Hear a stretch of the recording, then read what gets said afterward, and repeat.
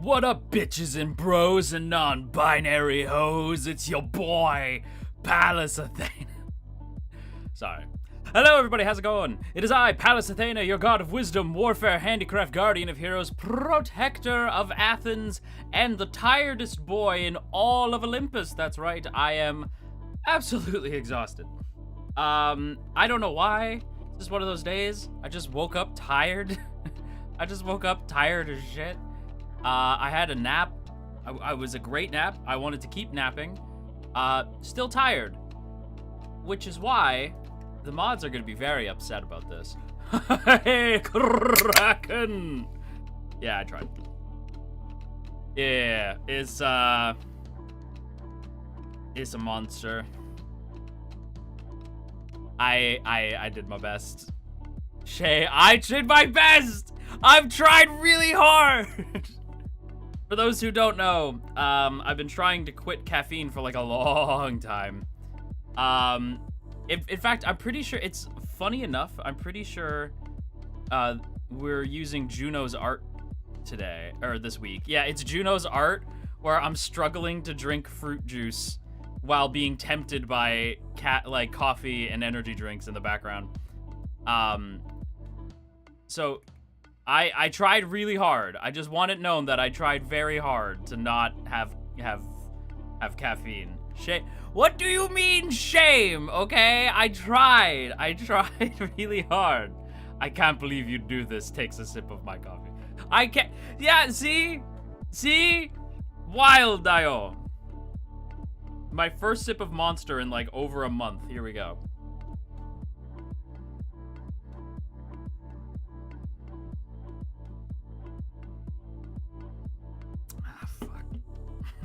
It's good. God damn it. God damn it. It's good. It's good. I was hoping like maybe I'd be grossed out. Nope. It's great. Fuck. Fuck.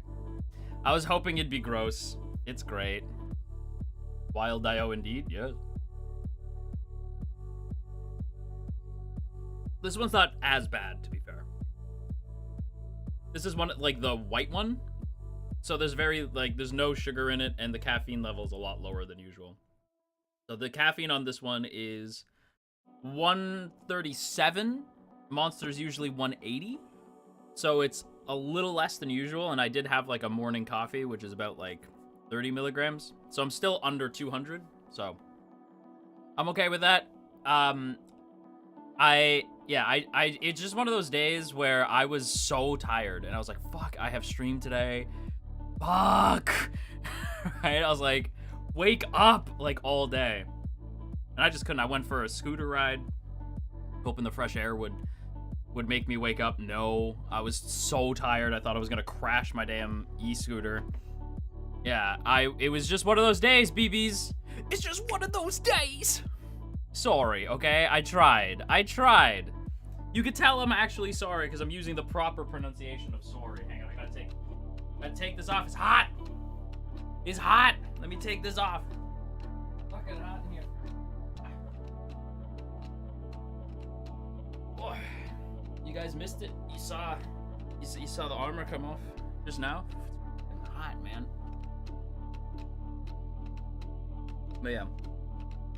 That's probably smart. Whenever I have one, I'm bouncing off the walls. Yeah, like I think the way I'm gonna do it is I will not have a Monster or a Red Bull or anything, or a coffee or anything that's like high caffeine if I do not need it, right? If it's not something that I like immediately need, then I won't have it. But this is one of those days where like, yeah, I like really needed some energy.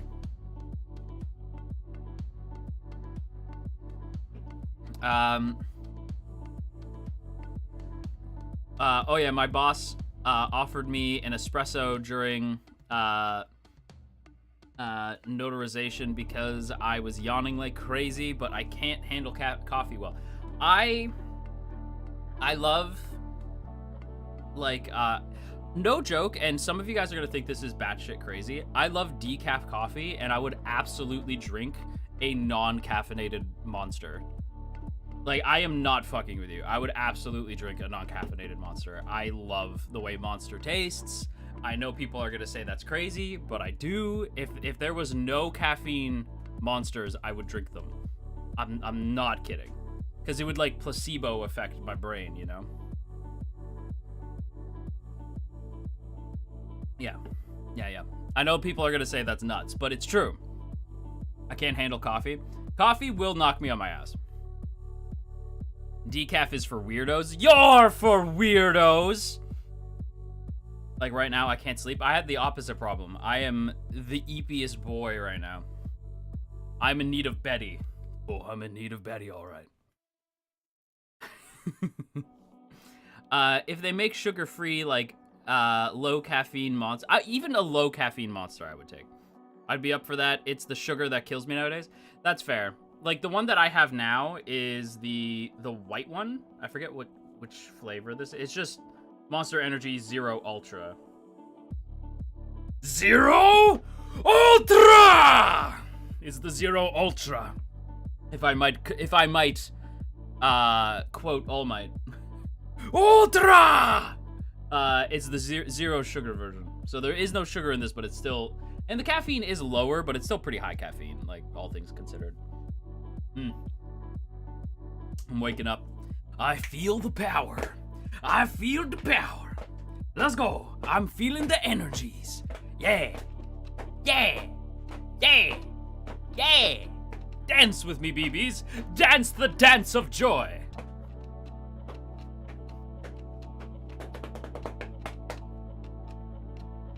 Yes.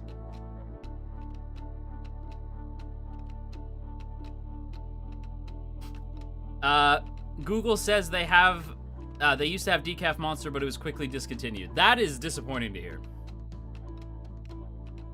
Monster returns for all one day. It seems yours has come. It's pretty much, yeah. I'm gonna set this over here so I'm not, like, just downing it too quickly. With energy drinks, I find if you sip them, if you don't, like, have, like, if you're not just, like, because if you down it, you're gonna have a bad fucking time. But if you just, like, kind of sip at it, it's usually not too bad. I should have gotten some water, but I didn't think about that. That's okay. Athy, it's 10 p.m. I'm old. Grandma needs to go to bed, not dance around. No, we need to dance! Dance the dance of joy! It's the dance of joy with a happy boy. I ain't your toy. I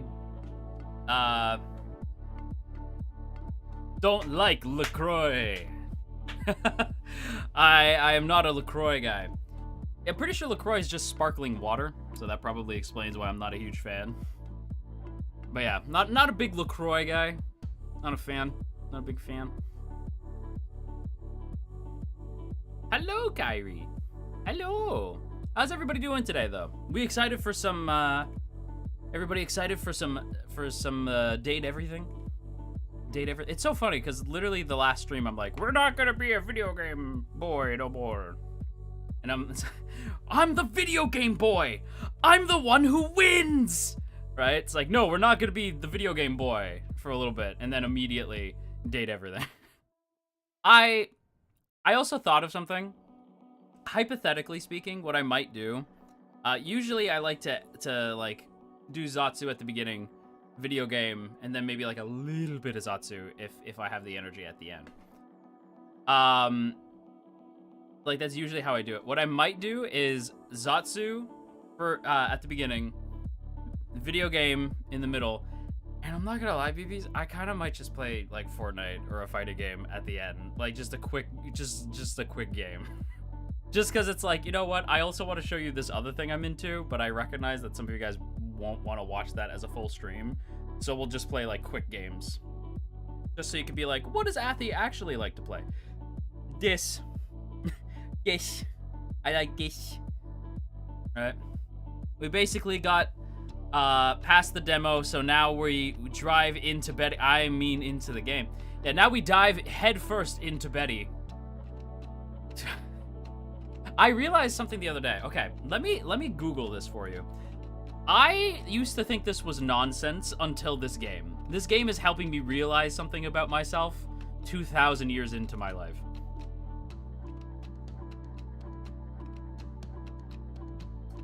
Okay. We're going on the sexuality wiki. I know some of you guys don't like when I talk about sexuality, and I do apologize, but this is important to me. Okay, you guys are gonna laugh. You can laugh. Okay? It's okay to laugh, but I realized this about myself, because I was like, shit, man, like, that actually makes sense.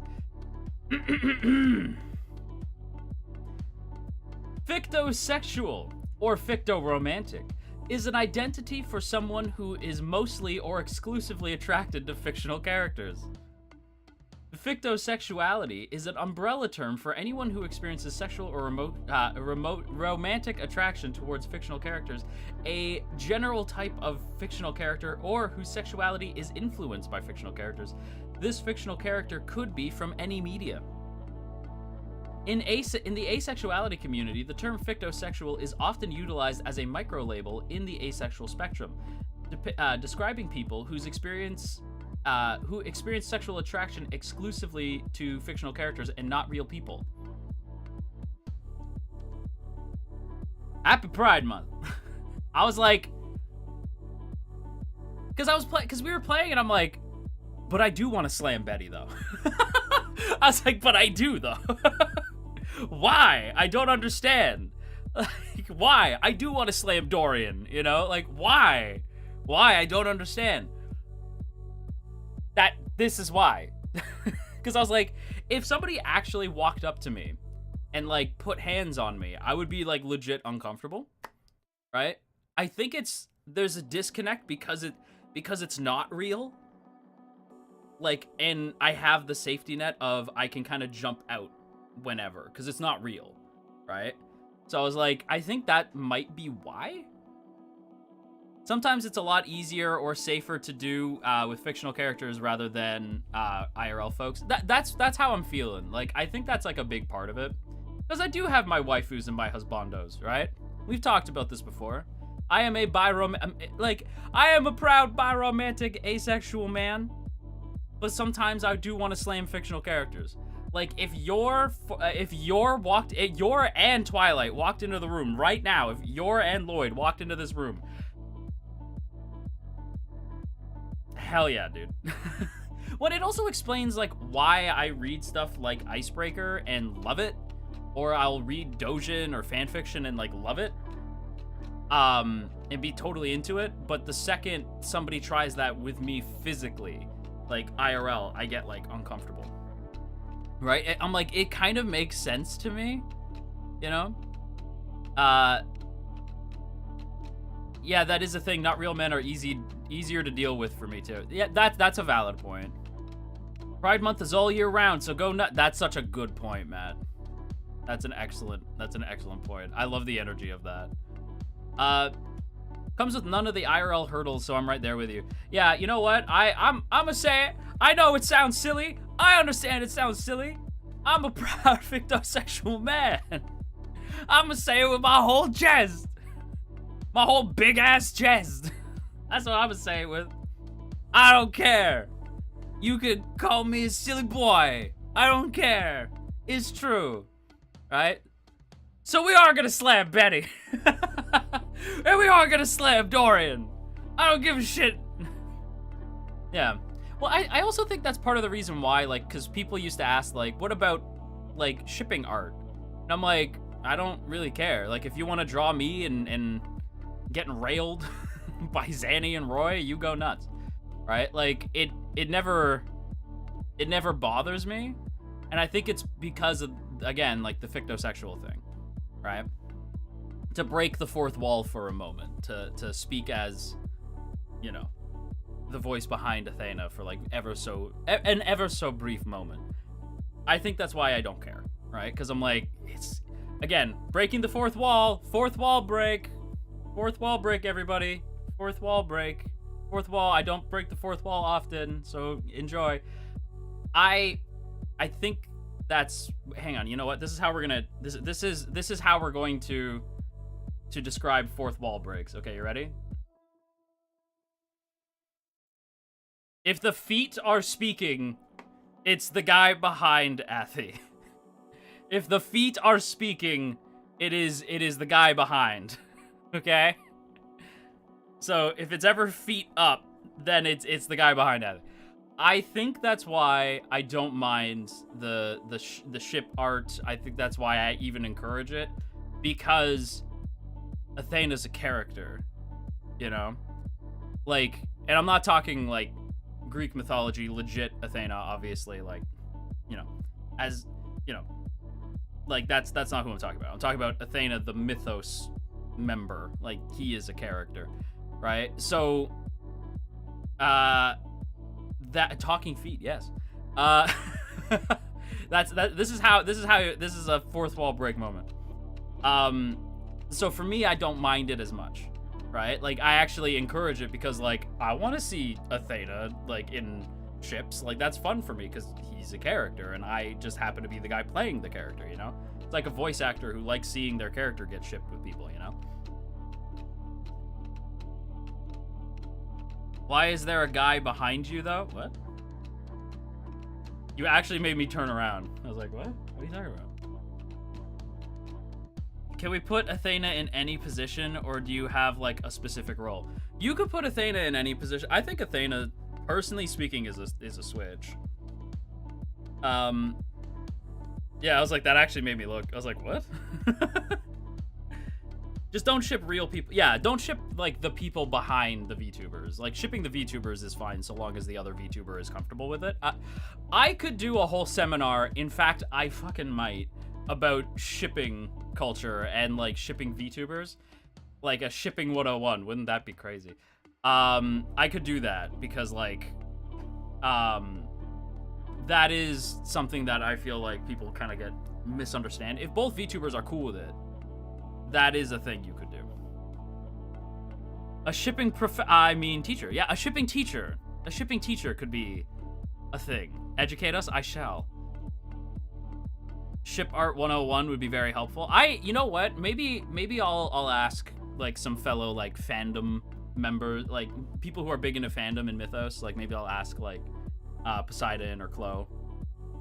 So to understand this further, leaving out actually being intimate, you wouldn't enjoy the fantasy of being intimate with a real person, but a fictional character, you would like the fantasy.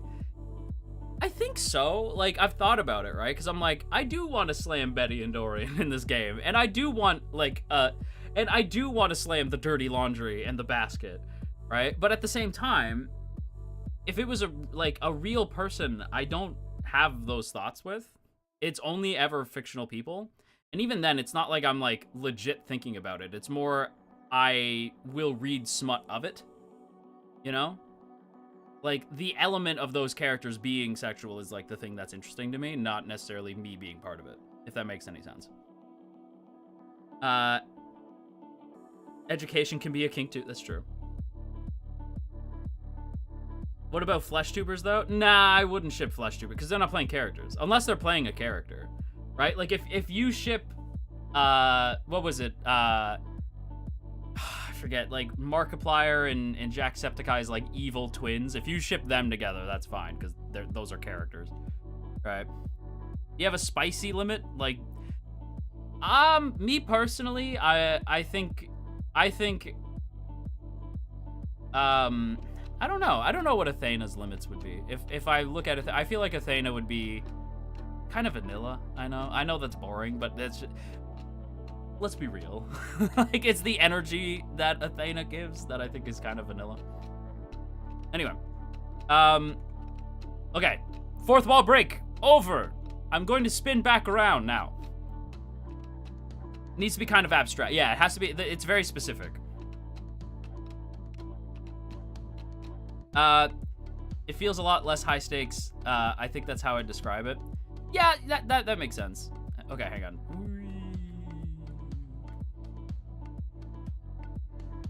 Who are you guys talking to? That was weird. That was wild, Dio. Why are you guys being weird? That was weird. Where did I go? I feel like I blinked and like you guys were talking to somebody. He just left? Who? Woo! Like an owl. You get it? Nice to see you again. Thank you. Where did I go? I'm confused. I was here and then I was gone. I think I hit my head. I think I cartwheeled and hit my head. That's crazy. Wild Dio even. Wild Dio. Welcome back. Thank you, thank you, thank you. Anyway, what were we talking about? Oh, right. I want to talk about a YouTube video I saw. Have any of you guys ever heard of Spider-Man Lotus? I did not hear about this until I saw a video about the quote-unquote worst fan film of all time. And I was like, what is this? And I watched it and I went, oh no. Oh no. It was Spider-Man Lotus is a fan film that was crowdsourced. And then it turned out that everybody working on it was really bad people.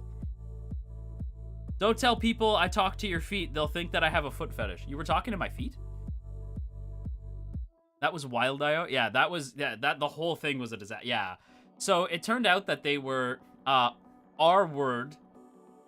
They were runners of a certain, you might say that they were racers of a certain kind, if you catch my drift. The director and the guy playing Spider-Man, which is wild. And that the guy playing Green Goblin was,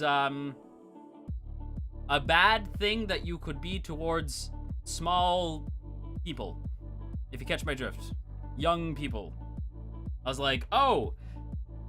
And then they still put the movie out anyway. That's fucking crazy. And before any of that came out, the movie was so well liked before any of that came out that they crowdsourced over $100,000 to make the movie.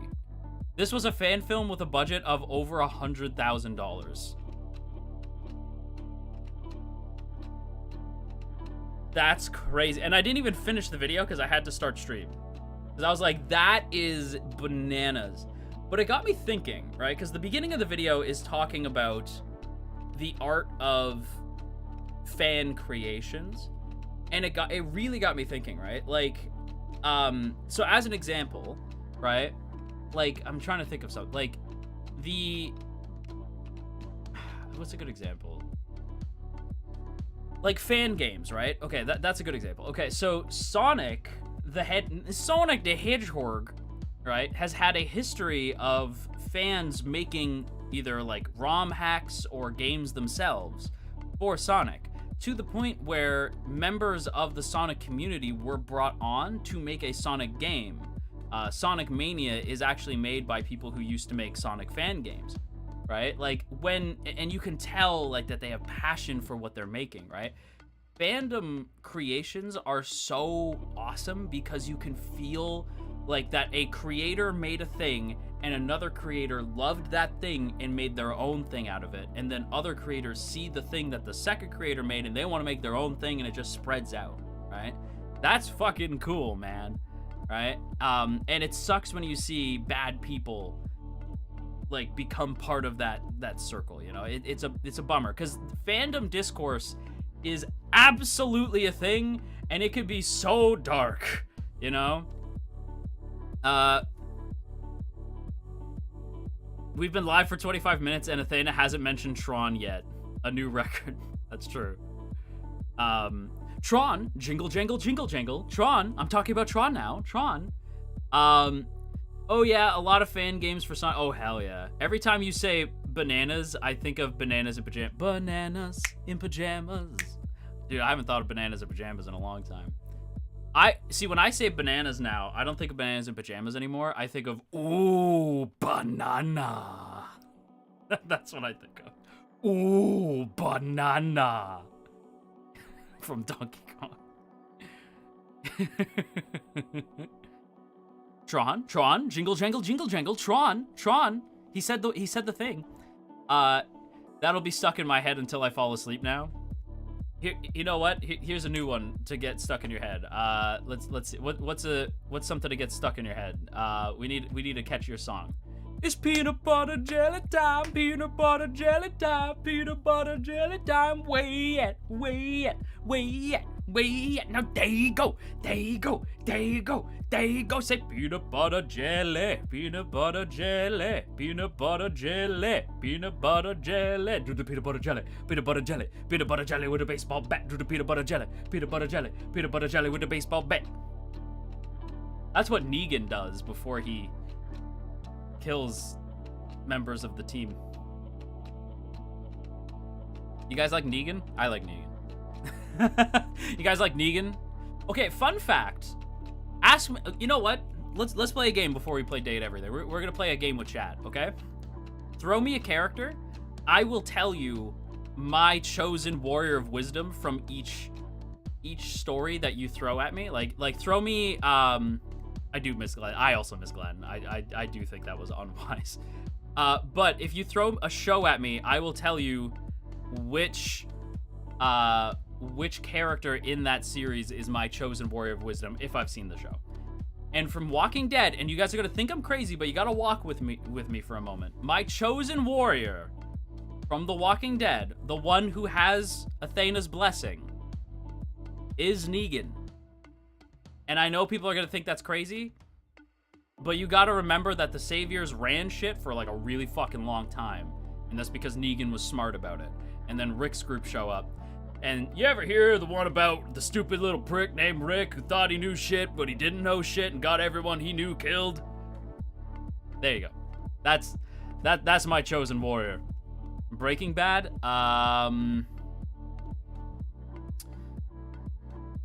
Gus, I think. I haven't seen all of Breaking Bad. I'll say Gus. I do know what happens to Gus. That is unfortunate. That is like the dumbest thing he does. But like, yeah, I think Gus. Skate.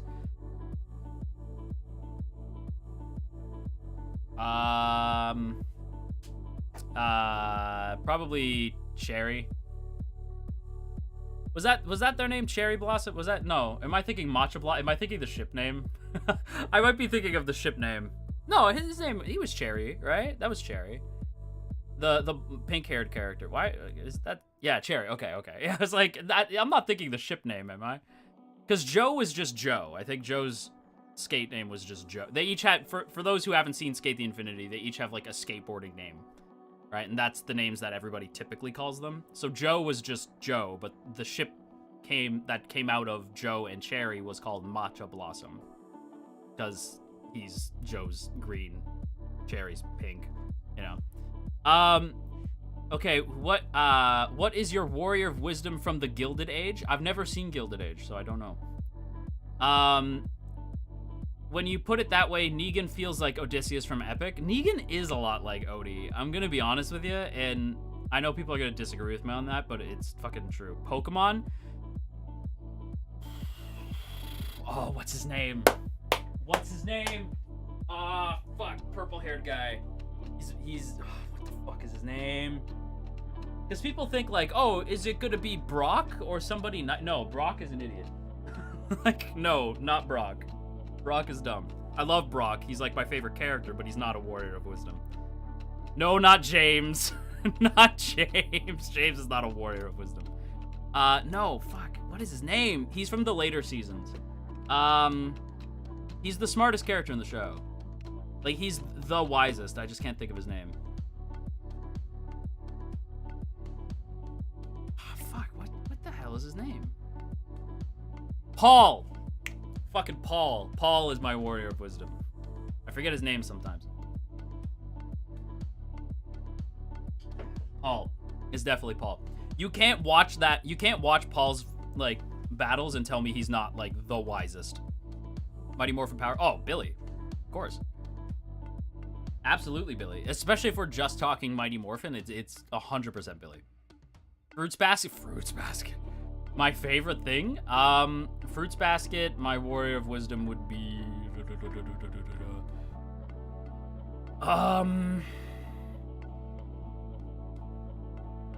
Yuki. I'll have to check it out for sure. Gilded Age. I mean, it sounds cool.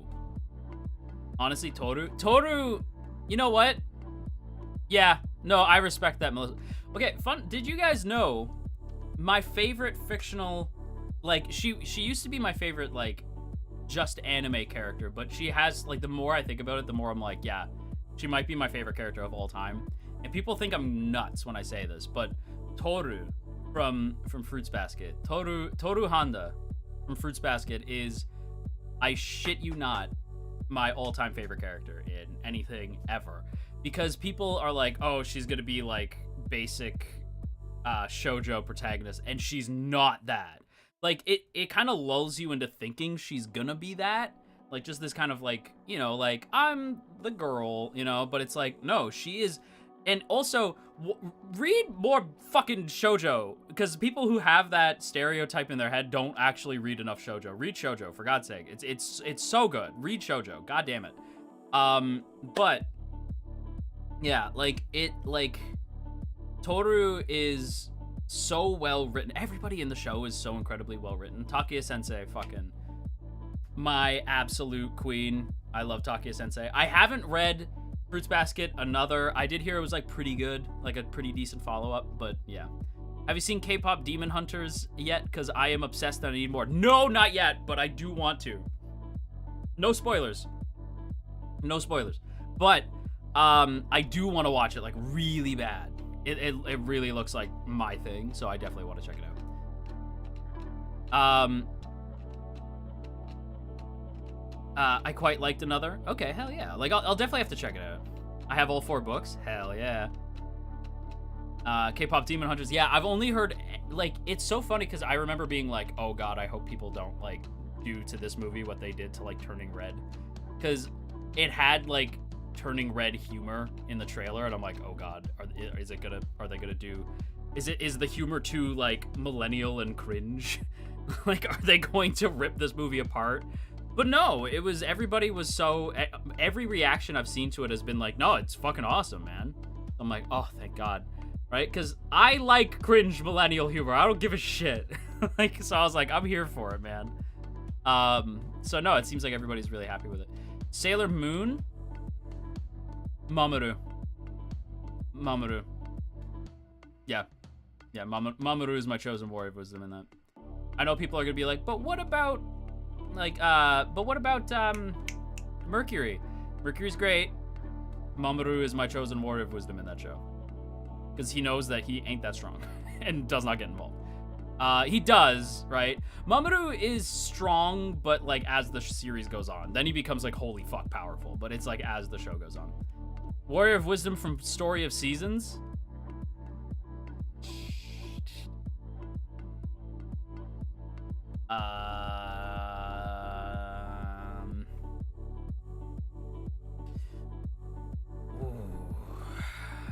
I'm assuming we're talking Mineral Town.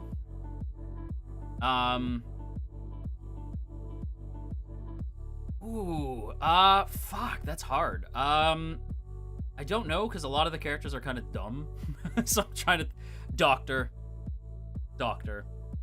Or Ellie. Honestly, either of the two of them. I was rooting for them the whole time. They're the smartest people in the whole... And again, wisdom does not equal intelligence. When I say smart, I mean, like, they're the most emotionally intelligent. Actually, I'd say Ellie. Ellie is my warrior of wisdom. Boy Meets World? Whoa. You guys gonna think I'm crazy? Eric. Eric is the most unorthodox warrior of wisdom. I think Eric's a lot wiser than people give him credit for, especially when he's in his sage mode, that we know as plays with squirrels. Eric? No, Mr. Matthews? Mr. Squirrels. Eric plays with. So dumb. Have you seen Trigun? Trigun? No. I know of Trigun, but I haven't seen enough of it to really know. Demon Slayer? Tanjiro. I know it's like a basic bitch answer, but Tanjiro. Tanjiro's figuring it out. He's the smart one. Tanjiro for sure.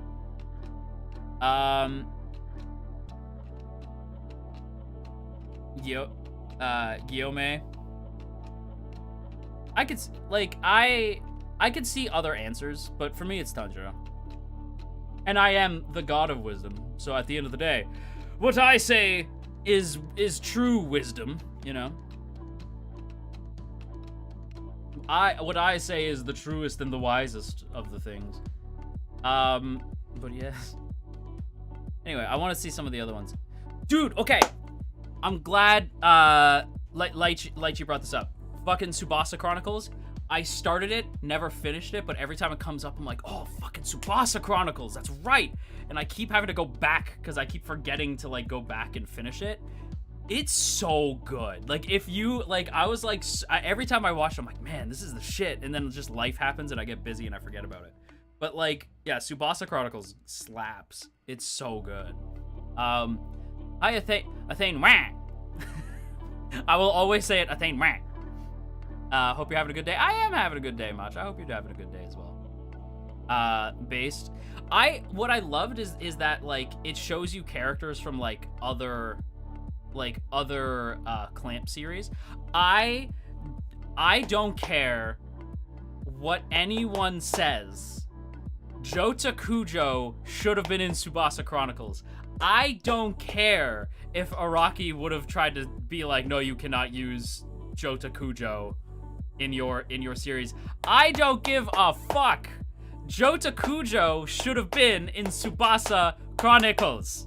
Okay? He is an important part of Clamp history, you know? Yes, agreed? Hell yeah, I'm glad we're in agreement here. You know what? Fucking, you know what we should do? We should do a tier list where it's ranking like like ranking ships, but specifically on a list of would they make for a good Mpreg story. That'd be the most insane tier list we've ever made. Like, ranking ships based off would they make good Mpreg stories. Now that would be crazy, right? I definitely want to do a ranking your ships, like, tier list, you know? I would be there day one, hell yeah. Maybe we'll do that next week. Yeah. By the way, speaking of ships, I don't know how many of you guys know this. I used to be very big into Scream. Like, it's still like my favorite horror franchise. I love Scream so much. I don't know how to feel about the new one. I don't want to get into it because it involves politics, but I don't know what to think about the new one they're working on because I like the new cast. I don't like that they're not there for very silly reasons. It's very upsetting to me. I really love the new cast. I'm very upset. Like, Sid is back, so that's kind of cool. I don't know. Like, Sid's back. That's neat. We know canonically, like, a bunch of characters are coming back. Stu, motherfucking Stu is coming back. I told you bitches he was alive. I said this for years. No one believed me. You have no idea how fucking justified I felt when they were like, Stu Mocker will be in the new Scream. I'm like, you're fucking right, he will be. Like, you're goddamn right. Right? So that does make me feel better. But they set up such interesting characters in the last one that I'm like, but like, oh, for such a stupid reason, right? I'm like, god damn it, like, really? Like, I won't say nothing, but she's fucking right. Like, I don't know, like, I'm not gonna get into it, but she was fucking right, and I think it's shitty, and it breaks my heart, because, like, you have, like, they were so good. It breaks my heart that they can't be in the new movie. Hang on, let me look up. I forget the actors' names. One of them I know is, like, big, like, famous actor. Jenna Ortega is one of them, and Melissa Barrera. I thought, like, having two sisters who have to, like, go through Scream shenanigans, like Ghostface shenanigans, was such a good idea. And I can't believe they fumbled so hard by being like, yeah, Melissa Barrera and Jenna Ortega are incredibly popular. Let's, like, not have them in the new one because of the dumbest reasons possible. And it's like, you blew it. But then they were like, but Stu. And I'm like, fuck. Like, god damn it. God damn it. Why do you keep putting people in movies, like, that I love and force me to watch it, right? Like, but then they do something stupid, you know? Like, getting rid of Melissa Barrera and Jenna Ortega. I'm like, why would you do something so stupid and then make me, like, come back anyway? Right? Because you're like, well, Stu's in it. I'm like, fuck, why? Right? Like, in the okay, we're gonna talk about Tron for a second. Like, with Tron, they're like, there's a new Tron movie. I'm like, yeah! Hell yeah! And then they go, by the way, what's his name is in the movie? fucking, what is his name? Jared Leto, and I'm like, yeah, oh. Why? Why? No, I don't want to watch Jared. I hate Jared Leto. Why? He's such a knob. Like, why? No. Makes me sad. Yeah, oh. No, yeah, exactly. Yeah, it's like, yeah, oh. Yeah, it's one of those, but like, yeah, oh. Well, and also, like, my silver fox, right, is not in it. Bruce is not, hang on. Like, I'm pretty sure he actually said he's not part of the franchise anymore. And I'm like, why would you get rid of my fucking boy? Hang on. There we go. Where did, okay, Bruce said,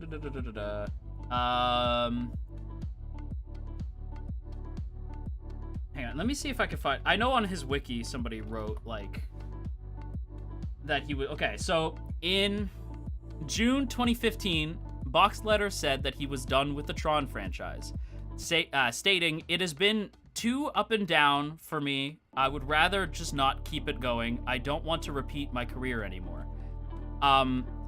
He is, I don't care what anyone says. I don't know why, but like, I don't know what necessarily happened that made him feel like he didn't want to do it anymore. First of all, man is a silver fox. He should be in more projects. I agree with him. I do feel like it's kind of bullshit that he got typecasted as just the Tron guy because he's amazing. But you know, I don't know necessarily what happened. I assume because it was 2015, it was probably something to do with the stop-start of Tron Legacy. So yeah, no Bruce. And I'm like, man, no Bruce? Also, Jared Leto's in it. I'm like, man, Jared Leto's in, what the fuck is this movie? Like, and then they're like, but Nine Inch Nails is doing the soundtrack. And if the movie does well, Sam and Cora might come back. I'm like, and then they go, also, Kevin Flynn is in this movie somehow. And I'm like, oh, for God's sake, fine. Like, fine. I just think it's weird to not have Bruce in it. The movie's called Tron. It feels weird to not have Bruce. Or at least, like, recast him. Like, who would you guys cast as Tron? Like, me personally, I think if I had to cast it, I would cast a upcoming actor for Tron, personally speaking. But if I had to pick, like, a celebrity, right? Someone who I think could bring, like, the kind of calm, but, like, quiet, badass energy of Tron, like, the character, Chris Evans. I would say Chris Evans, 100%. I know Chris Evans likes to be a little bit more funny, but you could bring some funny to Tron. Like, you could bring some humor to the character. That'd be fine, right? Because Tron, especially if you've played Kingdom Hearts, Tron is a bit of, like, a fish out of water in Kingdom Hearts 2. So, like, you could totally have Chris Evans have him playing, like, a bit of a fish out of water. I would love it, right? Like, say, like, when he fell into the Sea of Simulation, his programming was, like, rewritten, so he's, like, a little bit younger than we saw him last, even though programs don't age. But, like, you know what I mean? Like the reprogramming kind of changed him a little bit. Like the Doctor, like, he fucking regenerated, you know? So you can have Chris Evans be Tron going forward. I'd be down for it. And I think if you put Chris Evans in the movie, people will show up because it is Chris Evans. And we love Chris Evans. We do. I stand that man. But yeah, I don't know. I'm sort of like, I'm torn. Like, I like the idea and I don't, right? Like, of recasting Bruce. Because first of all, Bruce is 75 years old, for the record. Like, hang on. And Jeff Bridges is also up there. Hang on. Jeff Bridges is, how old is Jeff? Jeff is also 75. So they're both up there. Like, you can't keep bringing them back. Yeah, they're both 75 years old. You can't keep bringing them back constantly. I may be immortal, but you guys are not. And you get tired after a certain point. I don't want Jeff and Bruce to have to keep coming back to Tron every, like, couple years. Especially with them pushing 80, they deserve to just rest. I'm not saying anything's gonna happen. I'm just saying, like, once you hit, like, 75 to 80, I feel like that's when projects should start slowing down so that you can just go to a beach and enjoy the next couple decades just chilling out because you deserve it. Like, if anybody deserves it, it's Jeff Bridges and Bruce Boxletter. Like, they deserve to just fucking chill out on a beach and, like, sip some mimosas, you know? Like, they've been so good to us for so long, you know? I don't know, that's just my opinion. 65 is retirement age. I feel like for actors, they love acting, so they want to keep doing it. But I feel like 75 to 80 is when acting should start slowing down, right? Some people just love the work. It's true, and you can tell they do. Like, Jeff, I've never seen Jeff put in a performance that I thought was, like, bad. Even in the first Iron Man movie. Like, people forget, like, that's Kevin Flynn as the fucking bad guy in Iron Man. Like, I've made some modifications of my own, Tony. Tony Stark built this in a cave with a box of scraps. You know, like Ironmonger was a fun villain. Like, I kind of wish they didn't kill him. He's really fun, you know? I'm so shocked they never brought Jeff Bridges back. I'll never get over that. It's fucking Jeff Bridges and they never brought him back. That's crazy. Well, to be fair, too, they also took, like, a billion years to put Kurt Russell in there. And I'm like, it's Kurt fucking Russell. Like, maybe I'm just old, but I'm like, oh my god, that's Kurt Russell, and you fucking just killed him. Like, that's so crazy to me. Right? Like, the way that Marvel used to just kill villains. And now they have a villain problem, because there's barely any villains still alive, because the heroes used to just fucking murder them. Right? And it's like, that was Kurt Russell and Jeff Bridges. What the seven hells are you doing? You know, like, what a waste. Alright? Yeah, it's nutty. Yeah, I'll never get over it. 65 is retirement age if you're lucky. It gets older and older, and my dad didn't even get to his 65th birthday. Oh, I'm sorry to hear that, Cloudy. It's definitely, like, I've noticed, like, the retirement age keeps bumping back and back and back. I think the general retirement age of 65, that just makes sense to me. Like, you put in the work, now you get to enjoy yourself, right? Me personally, I'm a god of wisdom, warfare, handicraft, you know, guardian of heroes, protector of Athens, all that stuff. The work never stops. And I doubt it ever will. And even when it comes to this VTubing thing, I don't think I'll ever stop. I think I'm having too much fun, and I can't imagine a time where I'm not, if that makes any sense. Let that be the reassurance for you. I don't think there will ever come a time where I am not having fun with this. Oh, Vivi, thank you for the gifted memby. Taponia, let's go. Gifted Pog.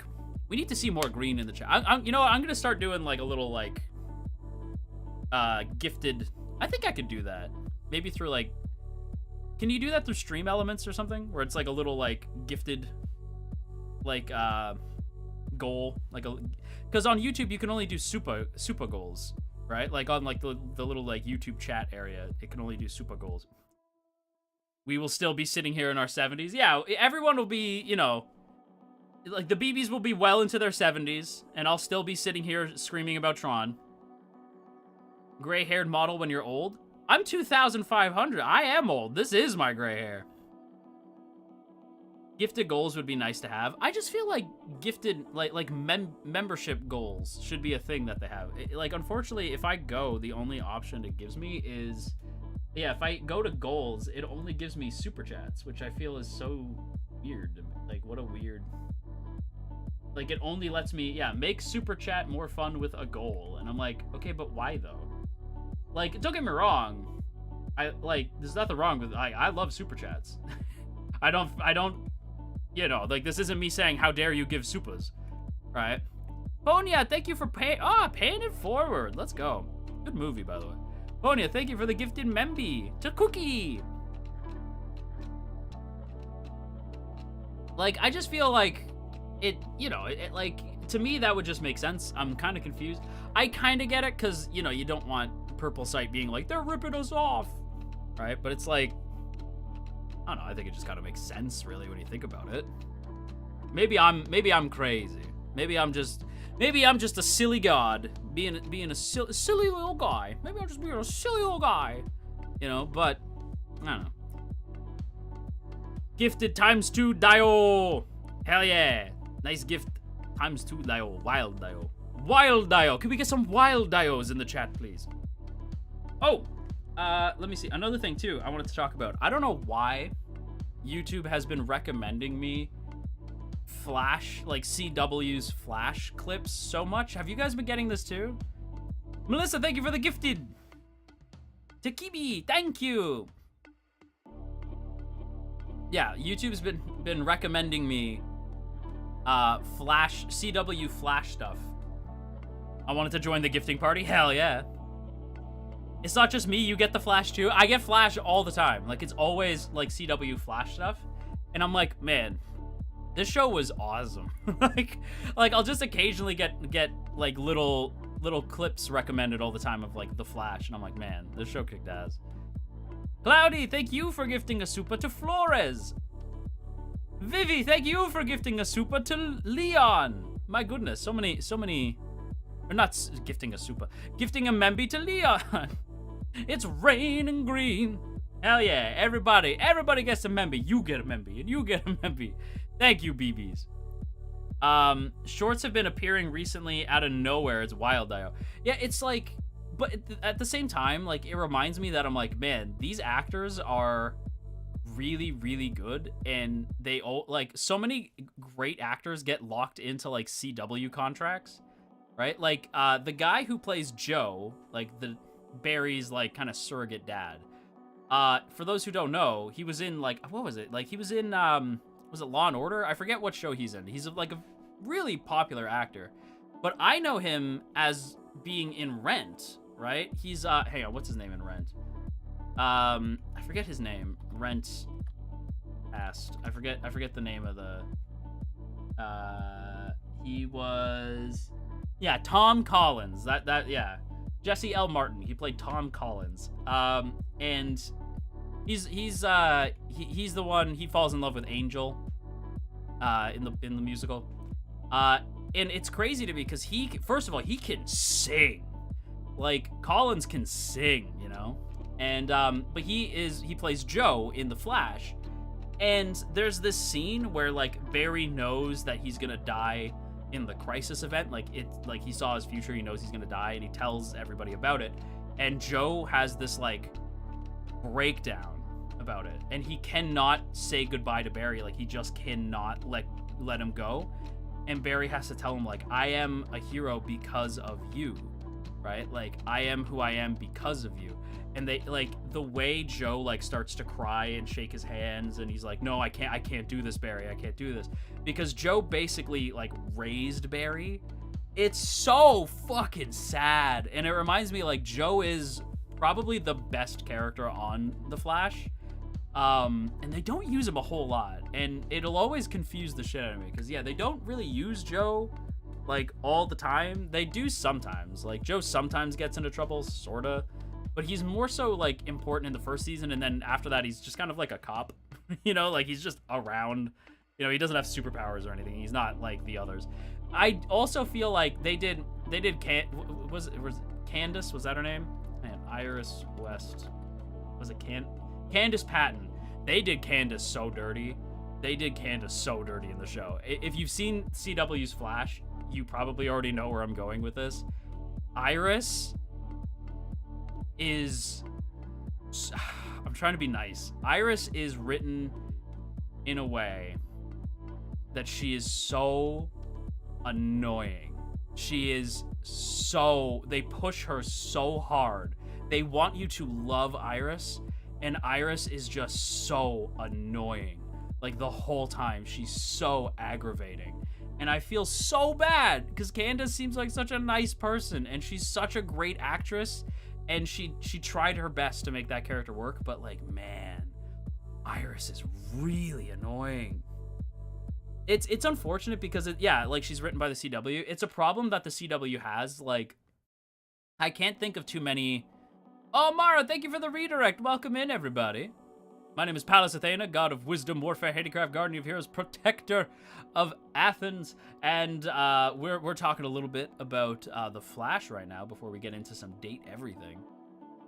But yeah, welcome in. We were just about to talk about the fact that the CW has a very difficult time writing women. It is a noticeable thing. Like, look at any CW show and tell me when they wrote women correctly. Like, it's really bad. Mara, thank you for the raid. The Mawa raid. I stopped watching after season 3 because I think the writing kept getting worse, and I think a big part of that is the abhorrent tie-ins to the other shows like Green Arrow and Supergirl. Okay, here's what I'll say. The show does remain pretty solid, but it does, like, over time kind of get a little bit obnoxious, right? With, like, the crossovers and stuff. And like, I do still love Arrow. I did enjoy Supergirl. I loved Superman and what was it? Superman and Lois? Was that what it was? I forget that show. That show was great. Yeah, it was, like, it had its moments. The CW, like, DC stuff had its moments where it was really good. I got to raid and run because I need to get ready, but I'm lurking. Thank you, Mara. Thank you. I hope you had a good stream. And welcome in, everybody. Welcome in. Hello. But yeah, I don't know. I was sort of like, I'm of two minds, but let me cross that off my list. I'm like of two minds about it. I do think, like, that's the wrong. I do think, like, they could have done it a lot better. But honestly, realistically speaking, I thought they did a pretty good job. You know what I do tend to watch more so recently? Let me cross this off my list because I'm finally going to talk about this. I've had this in my notes for ages. Do you know what some of my favorite things to watch are? To the point where I debated maybe doing this for my own content, but changed my mind at the last minute.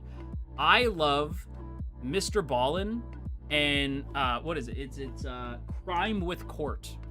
Crime with Court I mainly see on TikTok. I think they only really post to TikTok. But Crime with Court and Mr. Ballin are two content creators who talk about, like, either true crime stuff, but also, like, the spooky stuff. I prefer the spooky stuff. The true crime stuff is also interesting, but true crime can be kind of hit and miss with me because sometimes it just makes me kind of sad. But the mystery stuff, like, I love hearing about, like, IRL mysteries, right? Like how did this happen? What happened to this guy? Like, those stories I find so fascinating, and to the point where I watched it so often that I was like, I could probably do this. You know, I could try this. I still kind of want to. Part of me does kind of want to, but it's so delicate, right? Because in a lot of these stories, people do disappear, like legitimately disappear, or in a worst case scenario, they unalived. Like, they, you know, like, I hate to say it, but they do get unalived. You know, I don't want to say the actual word just in case it gets me in trouble, but, like, you have to be very delicate. So I try to, like, I was like, maybe I won't. I studied law and had to learn criminal law too, and that was enough. Oh, I can imagine. I think I only made it halfway through season 2 of Supergirl and gave up because she was so underwritten and had almost zero agency. Your point about CW writing women is on point. Well, even look at Supernatural. I love Supernatural. It is one of my all-time favorite shows. It might be #1, but man, it is so bad at writing women. It cannot write women to save their lives. Like, it is really bad. The one time, and anytime they do write a woman, every time they do write a woman correctly and, like, give her agency in the plot and, like, make her a legitimate character, they fucking kill them. Like, they kill them off, and it drives me insane, right? Like, I hate it. I hate it. Like, Rowena is awesome. I love Rowena. She's gone. Charlie is great. They get rid of Charlie. You know, what's her name? I forget her name. She was deaf, and she talked to Sam. Sam learned sign language just to talk with her. It was so fucking cute. And she doesn't die, but they just write her off the show. I hate it. I fucking hate it. But yeah. Like, it's one of those things, like, I do headcanon that Sam ends up with her anyway. Because they don't show you, like Sam ends up having... Well, that's a great example. In the ending to Supernatural, Sam gets married and has a kid. Right? Sam gets married and has a kid. And the kid's name is Dean. Right? So it's Dean Jr. And we see the girl from, like, a distance. We don't even know who she is or what her name is or anything. There's just this woman that Sam gets together with and marries just so he can have a kid, and we can focus on Sam and his son and forget about the girl. She doesn't matter. That is fucking crazy. Now, to be fair, COVID did play a part in that, right? Because they couldn't get certain people to fly out to be on the set. I understand that. I do kind of think that was the plan, is that he was going to get together with the other hunter. I can't remember her name. I do think that's who that was supposed to be. That's who I pretended it is, just to make it make more sense. It still sucks that she doesn't, like, get even a mention, you know? Wincest was the only way to go. I will stab out my eyes with forks. I swear, if I have to look at one more Wincest ship art or, like, justification. There are still people on TikTok who ship Wincest. I will never forget the time that people on TikTok got mad at someone for saying Wincest is gross. I will never forget it. I will never forget that. It will always confuse the shit out of me. What is Wincest? Sam and Dean. People who ship Sam and Dean from Supernatural. Tumblr is Wild.io. It wasn't Tumblr. It was TikTok. Tumblr was like, yeah, the second Cash showed up, Tumblr was like, okay, yeah, it's all about it's all about Destiel, right? Like, they did. Tumblr's not off the hook though. I do remember y'all shipping Sam and Dean. That shit was weird. I thought it was kind of peak. They aren't actually brothers anyway, so it is what it is. Yes, they are. They are brothers. Sam and Dean are absolutely brothers. Sam and Dean are brothers. They are like they are legit, like, honest to goodness brothers. They are full-blooded brothers. Yeah.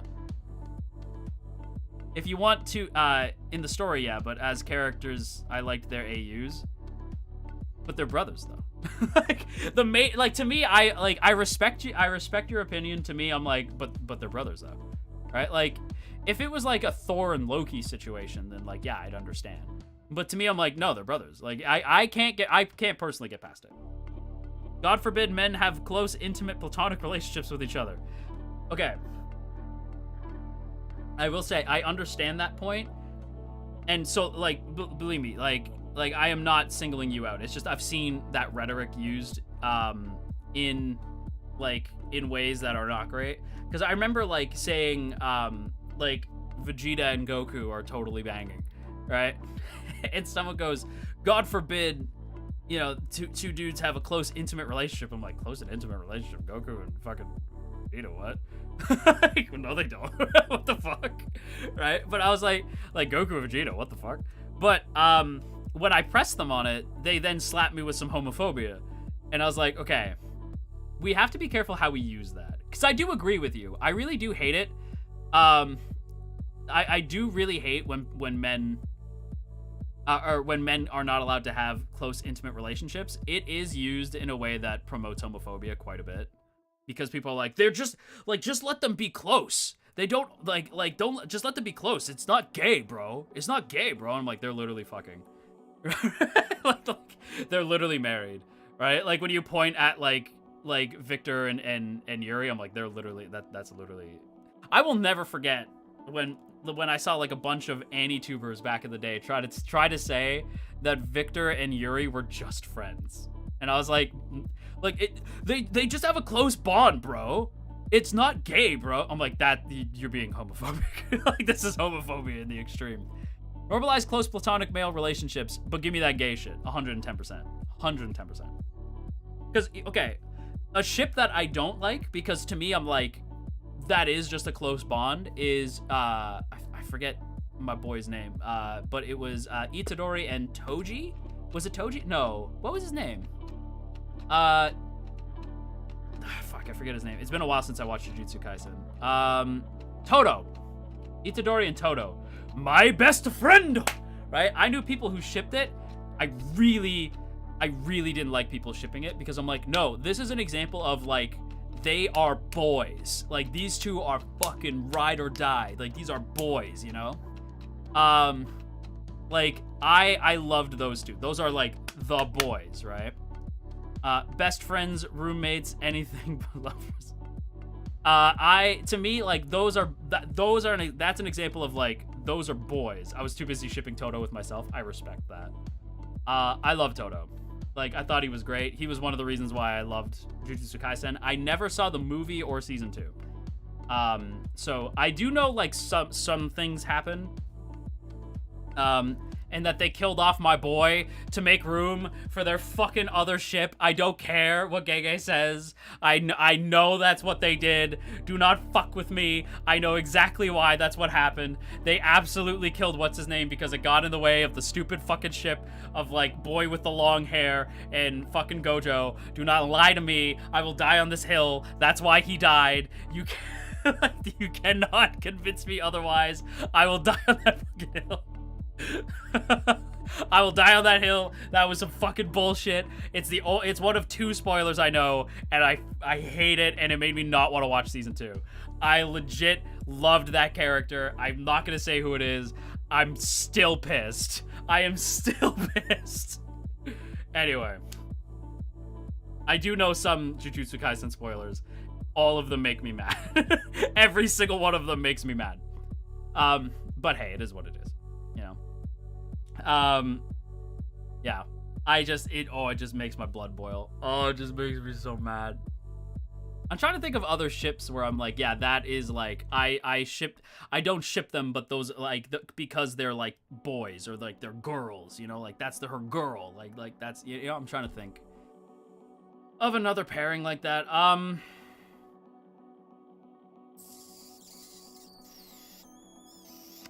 don't know. 1 hour in, will he ever kiss the... Let me fucking yap, okay? Like, let me talk my shit.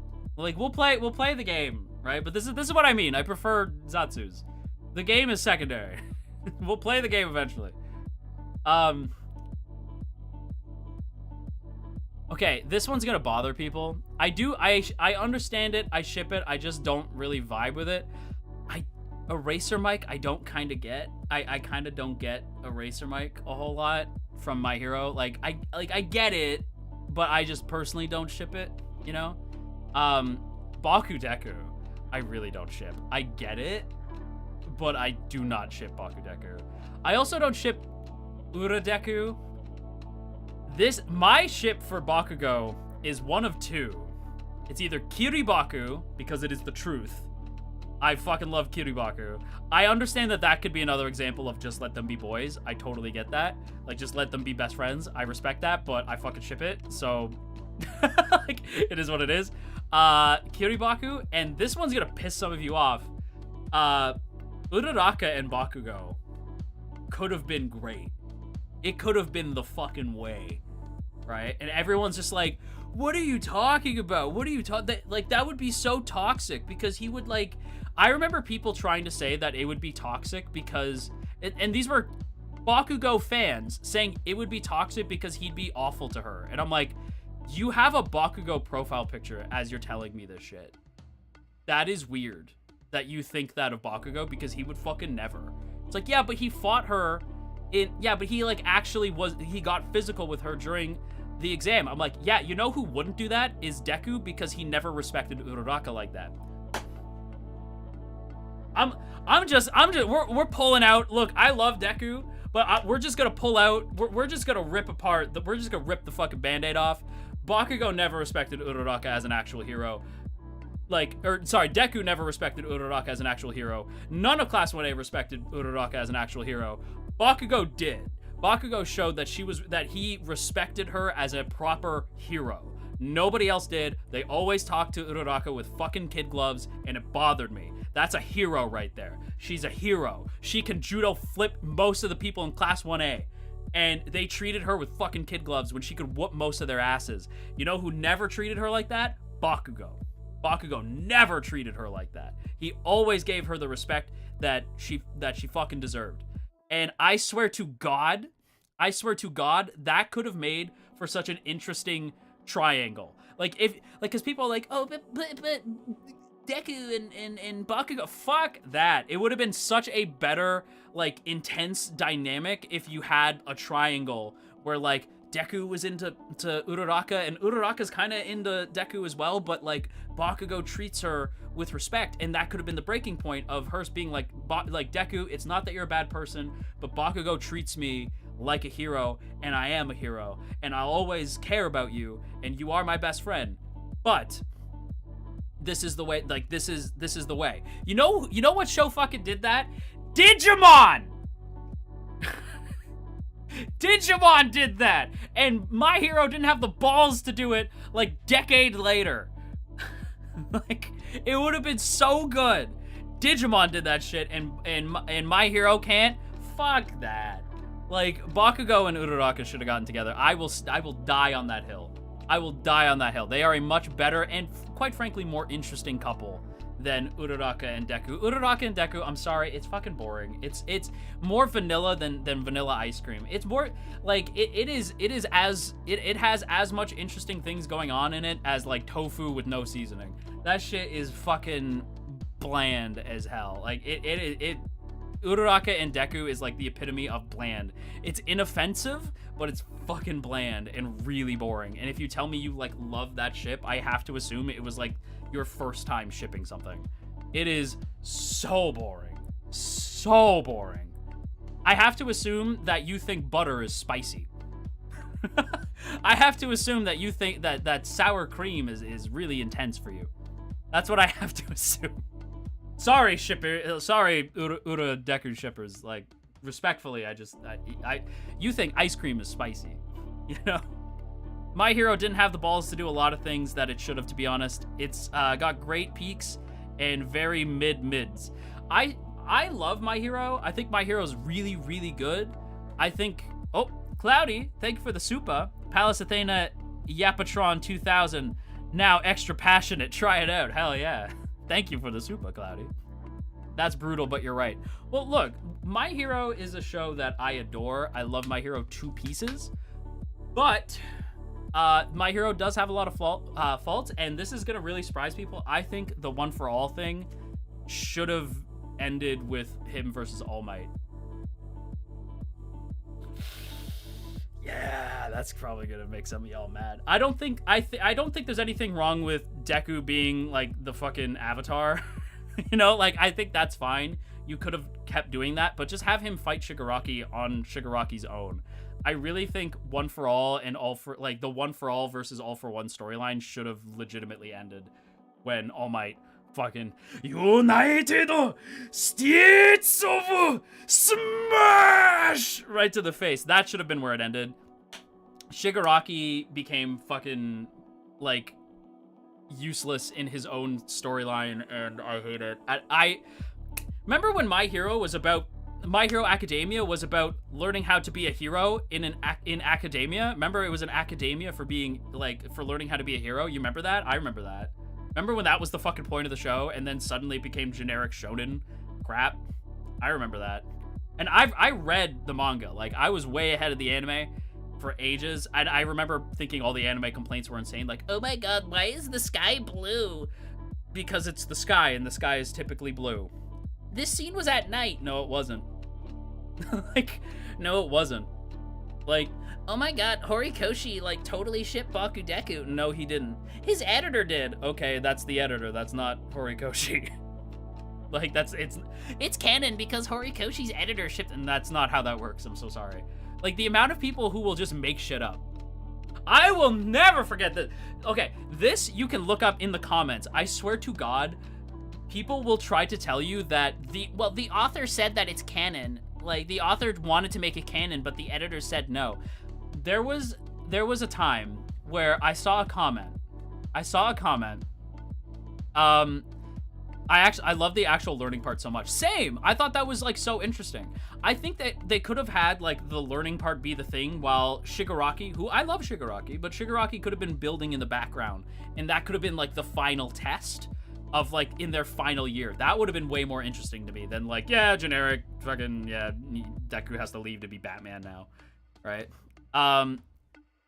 Like, anyway, like, I will never forget, I saw a comment. It was like a thread of comments on TikTok, and it's the thing that made me go like, I think we have lost the plot. And it was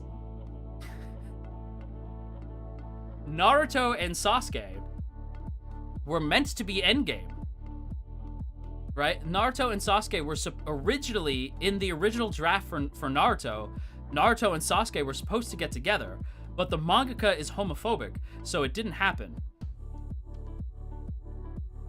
I'll repeat that. Naruto and Sasuke were supposed to be, in the original, were totally supposed to be canon, but the mangaka was homophobic, so it didn't happen.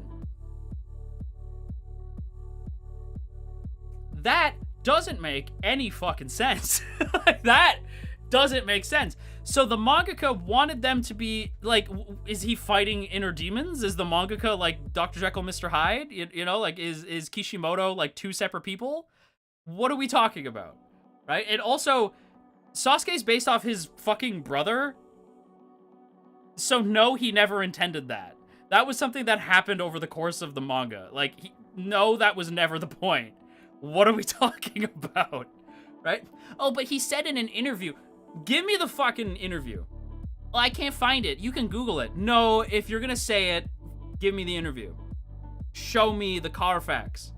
I hate, if there's something I cannot stand, BBs, it is this, okay? This will forever drive me absolutely up the wall. It's two big pet peeves of mine. One is people who speak on things without having any authority and do not clarify that they do not know what they're talking about. If I don't know something, I will tell you out the gate, hey, I don't know this. This is just my opinion from an outside perspective, right? If I don't know shit, I don't talk on shit. And if I do talk on shit about things I don't know, I make it very clear. The second thing is telling me shit and trying to source things without giving me the source. You need to give me the sauce. Show me the receipts or it never happened, right? Either you're making it up or it never happened. Or people will trust the first link they see on Google. Like, I remember there was shipping discourse about Bowser and Luigi. Because people try to be like, Bowser's like 300 years old and Luigi's 18. That's a weird dynamic. What the fuck are you talking about? What the fuck are you possibly talking about? We see them as infants at the exact same time in Yoshi's Island. What the fuck are we talking about? 18? He's 18 years, Luigi's 18 years old with a full mustache and a job. What the fuck are we talking about? Right? And people are like, and I remember the source for this. The source for this was I don't know if it's still the case, but you type in Bowser's age and a YouTube poop wiki comes up that says Bowser is like this version of Bowser from a YouTube poop series is 300 years old. And they just believed it. They're like, yep, that's true. And I'm like, oh my god, open the schools. Open the school. Oh my god. Like, oh my god. Right? Like, that's fucking sad. Like, that's really upsetting. Check your sources. Do they not teach that in schools anymore? Are you not taught to check your fucking sources? A wiki or Wikipedia is not a fucking source. It has wiki on the site, so it must be right. That's what people think! Like, they think this. Like, well, it was on Wikipedia. I could edit Wikipedia to say that Keanu Reeves was born on planet Mars and came to Earth in his infancy. I could do that right now. Like, what are you talking about? Right? Like, anybody can edit Wikipedia. You know? I don't know. If I was grading somebody and they told me their source, if any of their sources in the what is it, the the sources page. I forget what it's called. If you cite your sources to me, and one of your sources says Wikipedia, I'm giving you a fucking F on the spot. On the spot.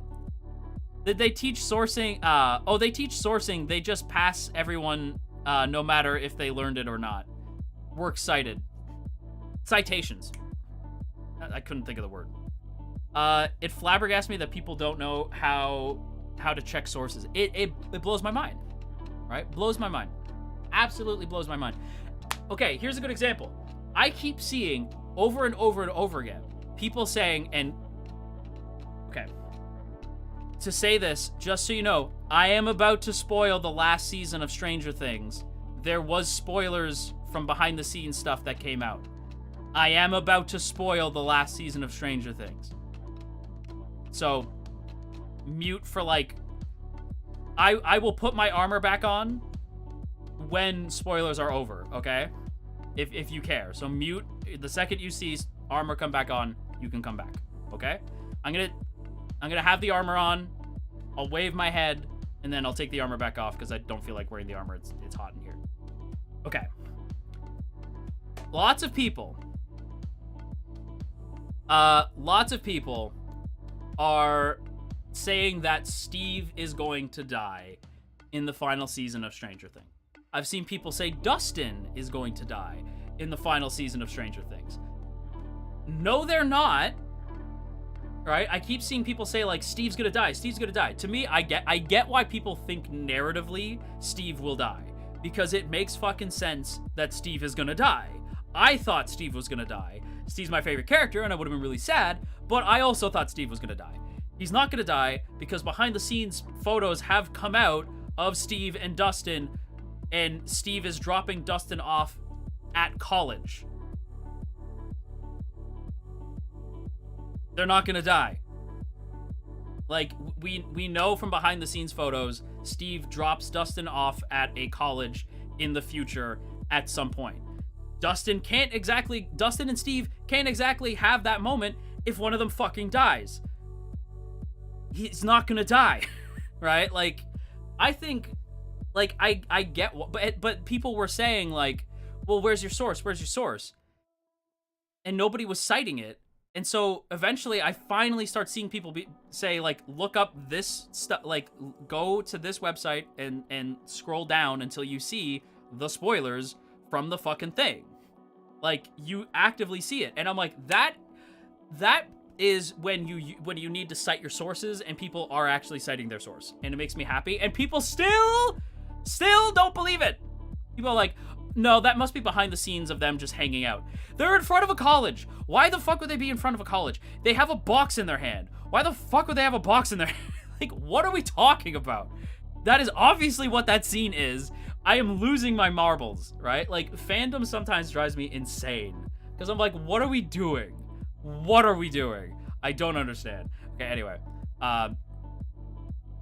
There we go. Spoilers are over! The spoilers are over. The spoilers are done. Spoilers are over. Spoilers are over. Spoilers are over. Spoilers are over. We are done with spoilers. Spoilers are done. There we go. Okay.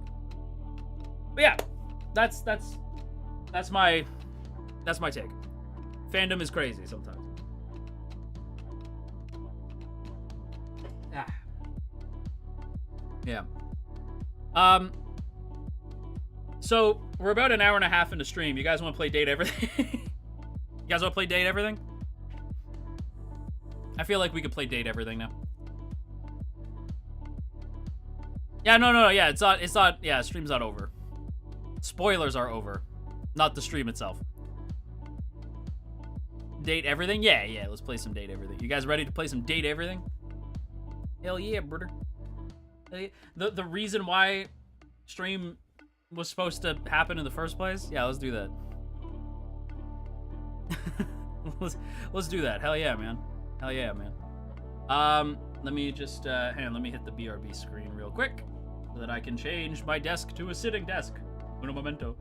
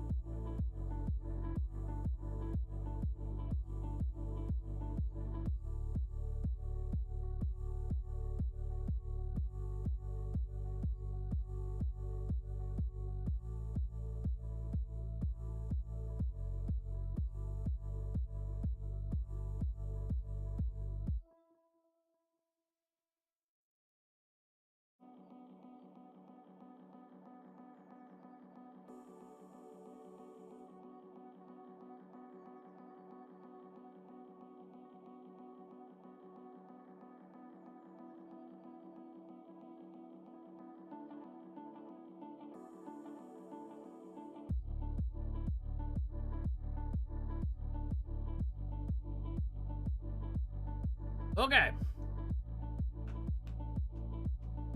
Oh, goodbye, Toast. Have good sleep. There we go.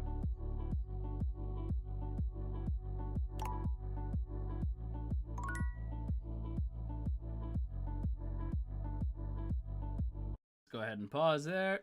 All right.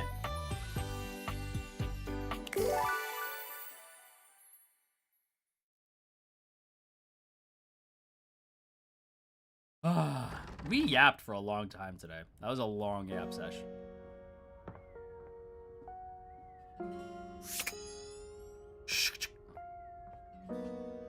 I forget who we were going for. It's been a little bit since we last played, so I'm like, who were we talking to? I don't remember. Well, I said we wanted to kiss the door, so let's kiss the door. I've said my piece.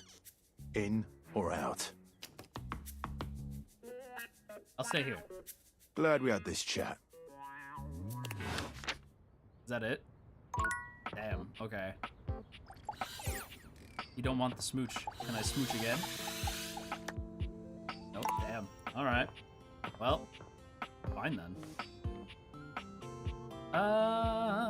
Well. Oh, right. We were talking about this earlier with the fictosexual thing. I want in on this as well. I want to be part of this mess. I'll either make them better or they'll make me worse. Once again, arguing loudly. This time, however, they stop as soon as they see you walk up. Harper and Dirk, I would, like, I love them. I love them so much. They are the best. You! Yeah, me. You! Hi, Dirk. What's going on? Tell Dirky he's wrong. What? Tell Harper she's wrong. What How am I wrong? What are you two doing now? You've created another reality in your head where I'm gangbanging hangers and about half the objects in this fucking house!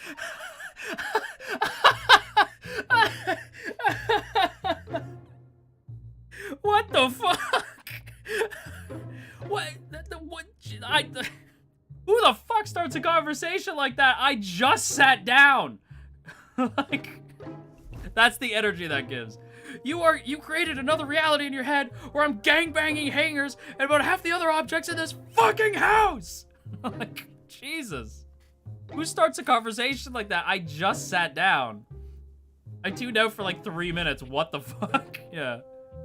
That was wild. That is reality. I just choose to forgive you because I love you so much, and you repay me by cheating on me and calling me crazy. He thinks I'm the wrong one here, when all I've ever done is love him. Okay, let me explain something right quick. So, you guys know I'm into the himbos and the bimbos, but I do have a soft spot for yandere types. Harper is checking a lot of boxes for me. Dirk is also checking a lot of boxes for me. So, like, yeah. That isn't love! Tell him! Tell her! Oh, guys, don't put me in the middle. You're both wrong and also unhinged. Now fuck off with that both sides shit! Fuck you! Can you believe this, Dirky? I can't believe either of us thought you knew anything about anything! Ah, fuck Just yourselves. leave us alone. Yeah, get the fuck out of here! Dirk takes Harper's hands and looks deeply into her eyes. Did I just fix their relationship? Nobody talks to my baby like that. Oh, Dirky. Oh my god, I fixed their relationship. Dirk leans down to kiss Harper, Oh my god, who I did. sighs and twines her arms I didn't around even his mean neck. to. The two of them pay you no mind whatsoever. When Dirk finally speaks, he doesn't even look at you. Get out of here. I want to be alone with Harper. They're about to bang like fucking crazy. Oh, Dirky. Oh my god. Yeah, that's I think at first I was like, oh, did I make the wrong decision? I'm like, nope, that was definitely the right decision. That's yeah, I'm gonna let them have fun. That's whoa. Oh, right, the toilet. You are back! Are you ready to begin the test of rhyming? Or are you willing to die alone? Wow. Jean-Luc. I'm ready. C'est parti! Okay, you have returned in time for the first test. The first test. This will be a baby game for babies, so Lil Crapper can make sure you are not a little baby who he hates. Babies are full diapers, they are not ready for Lil Crapper. Little crapper. Babies have trouble filling their lines in the choices below. They only have so many words before they fill the box, eh? Whoa. Whoa. Whoa. What do you mean? I have so many words I want to fill up the box. I'll never run out, right? Oh, I guess it's starting to add up after a while, and if I were to rap, it would be even more. Oh, snap, I see. I see. I'm assuming that was supposed to be I see what you mean. There's no way I'm reading I'm reading what's in this dialogue box. It's a complete waste of time, and I'm definitely not picking this option because it's stupid. It's a bad choice and probably leads to an instant hate end. Oh wait, I forgot about that. They could Harper and Dirk might hate me. That's not good. It might be it may be about the size of the box, but my box is totally the right size, my guy. Maybe you just can't handle my enormous box and this tiny text. You ever feel intimidated by my big box that cannot lie? Is that... I'm going with that one. Ha! See? Look how tiny your presence is. A rapper needs big presence. They need to shout. Luckily, Lil Crapper has an assistant for someone with a little baby voice like you. Rip my eyes? Wait, what happened? BBs, what's going on? What happened? Did I miss something? Oh, wait, yeah, the tiny text. Yeah, my bad, Kyrie. my bad. I didn't do that, but, like, still my bad anyway. This is Ballcock.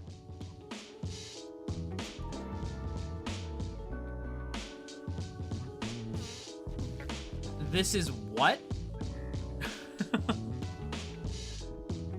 Why is Ryuji French? I don't know. Jean-Luc holds a strangely mic-shaped object in his hands. It's round and black, The little almost smile. balloon-like. You're sure you've seen it before, but where? Isn't that the thing that like makes the toilet like flush? That's the thing that like the water pushes that thing up.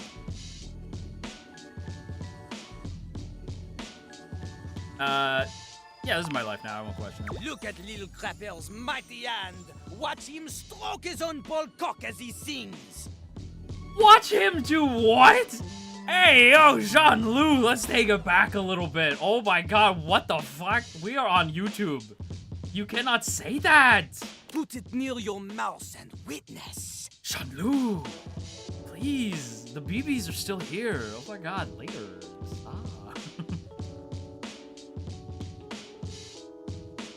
Okay, here goes. Okay, here goes. You can talk too? You have a big heart and tiny mouth. Ballcock has a big mouth and no heart. He is ruthless. Together, you will show Lil Crapper that you can be a match for him. Okay, I got it. Let's do this. Okay, got it. Here is how the test goes. First, we pick a name to rhyme with. One syllable, easy. Lil Crapper, he picks for you Jacques. Jacques. Bet. Okay. Lil Crapper will say the first part of a sentence. You will finish the sentence. The word you choose, she must rhyme. And she must make sense. Got Example. Yo, I know a lad and his name is... This is the part where you say Jacques. This is the part where you say Jacques. This is the part where you say Jacques. Jack. Jack. Okay, good. You are not stupid. We go. We're doing it, BBs. Remember, only the best can kick it with the Crapper. This is easy baby hours. Training pants stuff. You cannot keep up here? Pfft, you get out of his face. I'm not gonna lie, the more we spend time with the toilet, the more I kind of love the toilet. Like, it's kind of great. Yo, I know a guy and his name is... Jake. Bill. Jack! Never in front, always in the... Back. Rear. Back! Keeps his stuff in a burlap. Sack. Sack! Lives all alone in a tiny... Shack. Shack! In a fight, he'll give you a... Smack. Smack! Woo! Yeah! Okay. Ballcock just left. He just kicked the shit out of him. You have rhymed one word with 4 other words. This is very impressive. That's right. My name is Jake. I live in the shack and I'll give you a smack. To a normal person? Yeah. Unfortunately for you, Jean-Louis is not normal. He is above normal, paranormal. He is like a ghost because he is so amazing that only 40% of people believe that he even exists. Okay. You have succeeded at the bare minimum. Do you guys believe in ghosts? Can we get some yes or no's in the chat? Do you believe in ghosts? But You believe in Jean-Luc? you keep proving yourself at this rate, maybe, just maybe, you can just barely keep up with Jean-Luc Pissoir, Lil Crapper himself. And maybe someone will want to date you. Jean-Luc Pissoir, little crapper himself. I love Jean-Luc. He's too funny. You interested?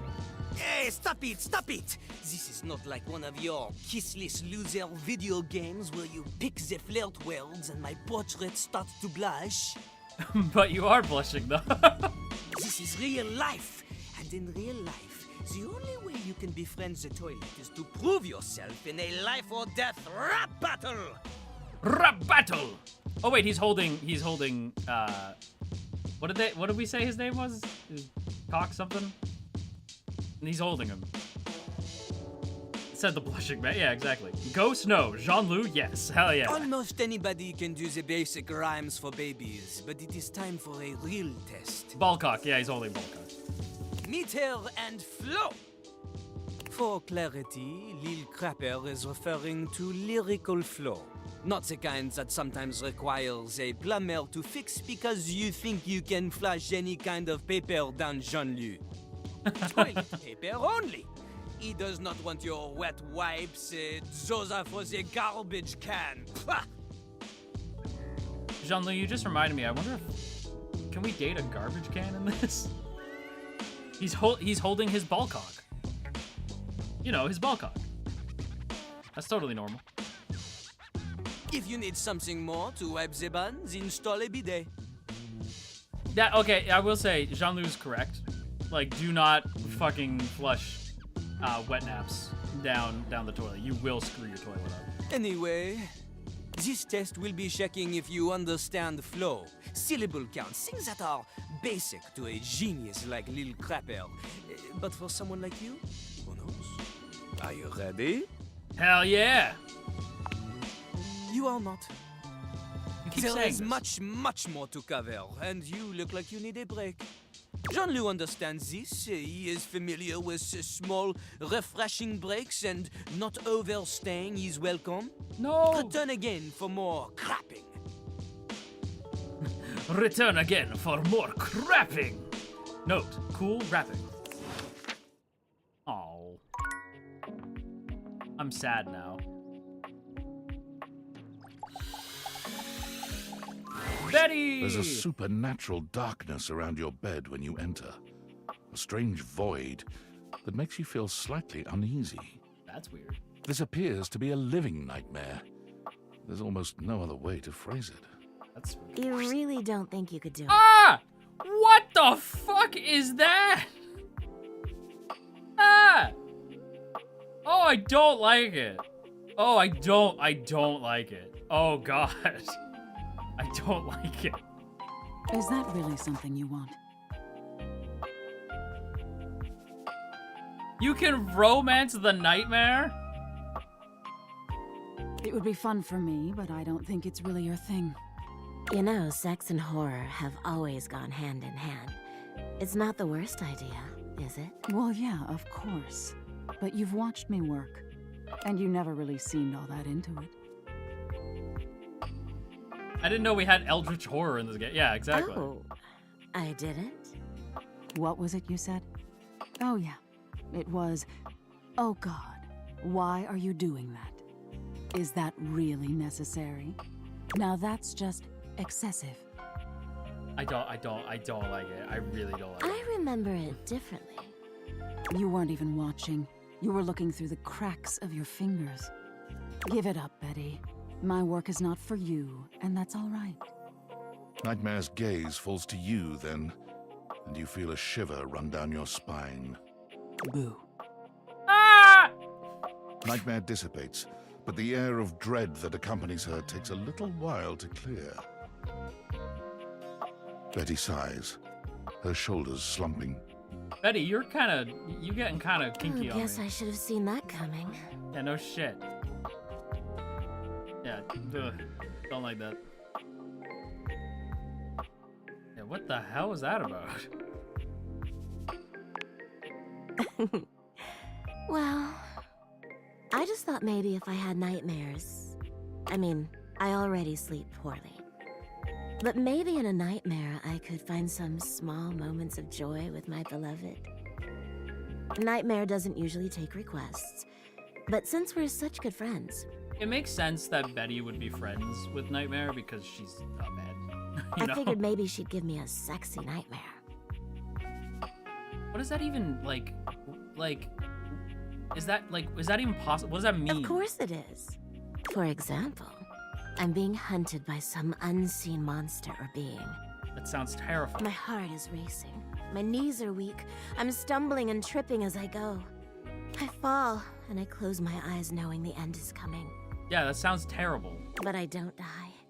I turn to see my beloved standing over me, a bloody knife in their hand.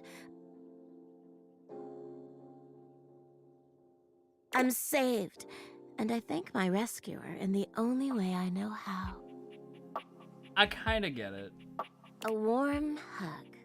Aw, that's nice. But then, I'm on my back again, and my beloved's hand wraps around my neck. I can't breathe. I can't cry out. I can't make a sound. I still kind of get it. We'll be together forever, they whisper, raising the knife high in the I get air. it. I get it. I 100% get it. I wake in a cold sweat, alone and afraid. Yeah, I get it. There. You see? Yeah, I get it. Yeah, I get it. Right? That's a pretty tame example. But there's all sorts of possibilities. Nightmare really seems to think I shouldn't be bothering with all this dream stuff. Yeah, but okay. I get it, but Betty, that's not gonna help you sleep. Like, that's not gonna help you sleep. She thinks there's a much simpler solution to my problems. But I don't know who she is to talk anyway. She has the same problem I do. She just deals with it differently.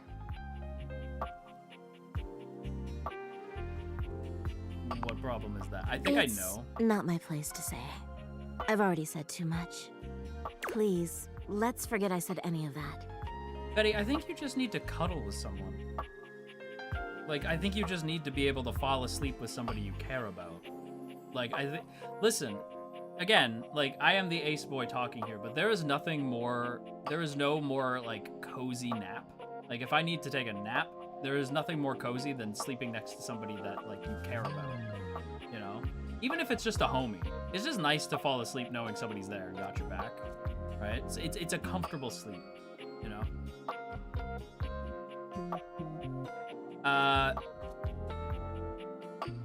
Yeah, I'd like to talk You about would? it. Yeah. Yes, You're too Betty. sweet, you know. It's funny, I was just thinking of you. I hope it was good thoughts. It seems like that happens a lot, honestly. I think of you, and here you are. Well, you are technically my bed. It's a so shame I'm I here can't all seem to manage that at night. What's that? I literally sleep on you every night. I'm all too aware. But you know what I mean, don't you? I don't. What You're is she the one talking I've hoped to see in my dreams. Oh, I'm dumb as rocks. I'm sorry. Oh, okay, I get it now. My I'm sorry. beloved, the one who tortures me with your proximity. Oh, yeah, I guess that is mean of me, isn't it?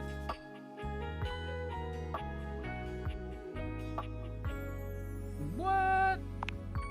Please, don't pretend to be surprised. I am, like, legitimately surprised. For years, it's been just you and I here. And I've had to watch you sleep with that angelic look on your face. When I was at the warehouse, I never had this problem. But the day I was delivered to you... I'm ashamed that Athy has no use for a bed. He has insomnia. Yeah, it's a shame, isn't it? It's too bad. Ace moment right there. I was like, what are we talking about? You laid down. And I knew right away I was in trouble. Aw.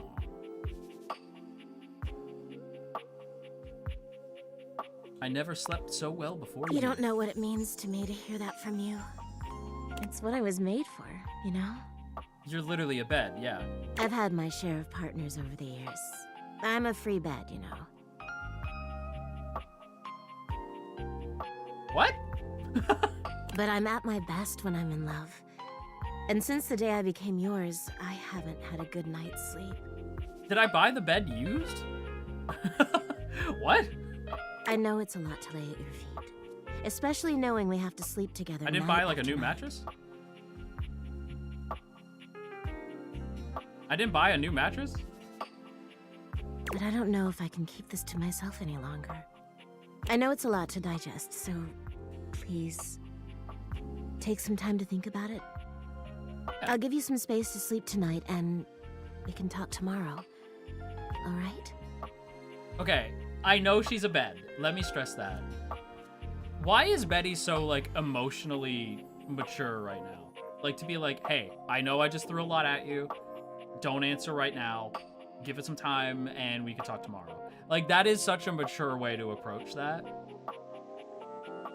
I'm gonna say I already know the answer. Like, please, just give yourself the night. Like, even if you think you know what you'll say.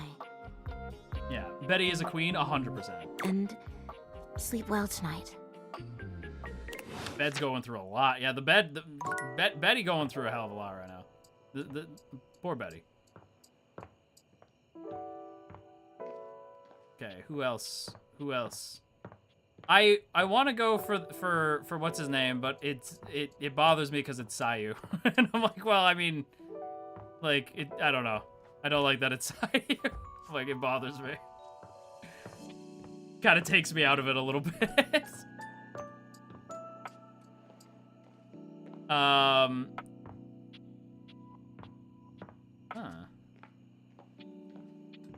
Yeah, I saw that yesterday. Yeah, I'm like, yeah, it kind of takes me out of it a little bit. Huh.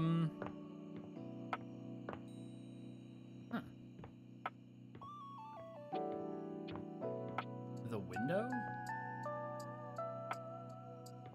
There?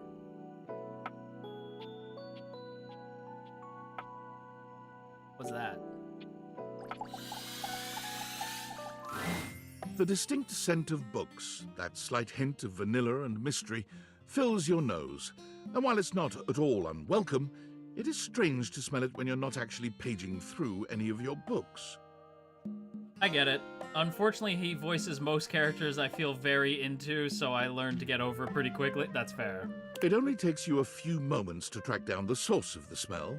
What appears to be the spirit of literature hovers a few feet away from you, nose in a book. What are you reading? Is that a ceiling fan and then a regular fan? Wild dial. Hi? When he sees you, he nearly drops the book he's holding, rewarding you with a glare. Oh, okay. Ah! Sorry. Oh, for God's sake, you cannot sneak up on me like that when I'm reading. You have no way of knowing what world I've been in. I might mistake you for a zombie or an ill-mannered country gentleman, and, well... I might have my new favorite. I think you guys know I'm a bit of a bookworm, so I'm like... I'm very, very into him. Like, is that Ray Chase? I might have to act accordingly, you see. Okay, but what if I was a zombie? I'm not a gentleman, how dare you? And that would be bad? Yes. Probably. I suppose that would depend, wouldn't it?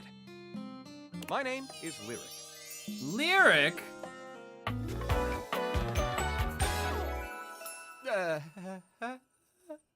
What is that laugh, Lyric?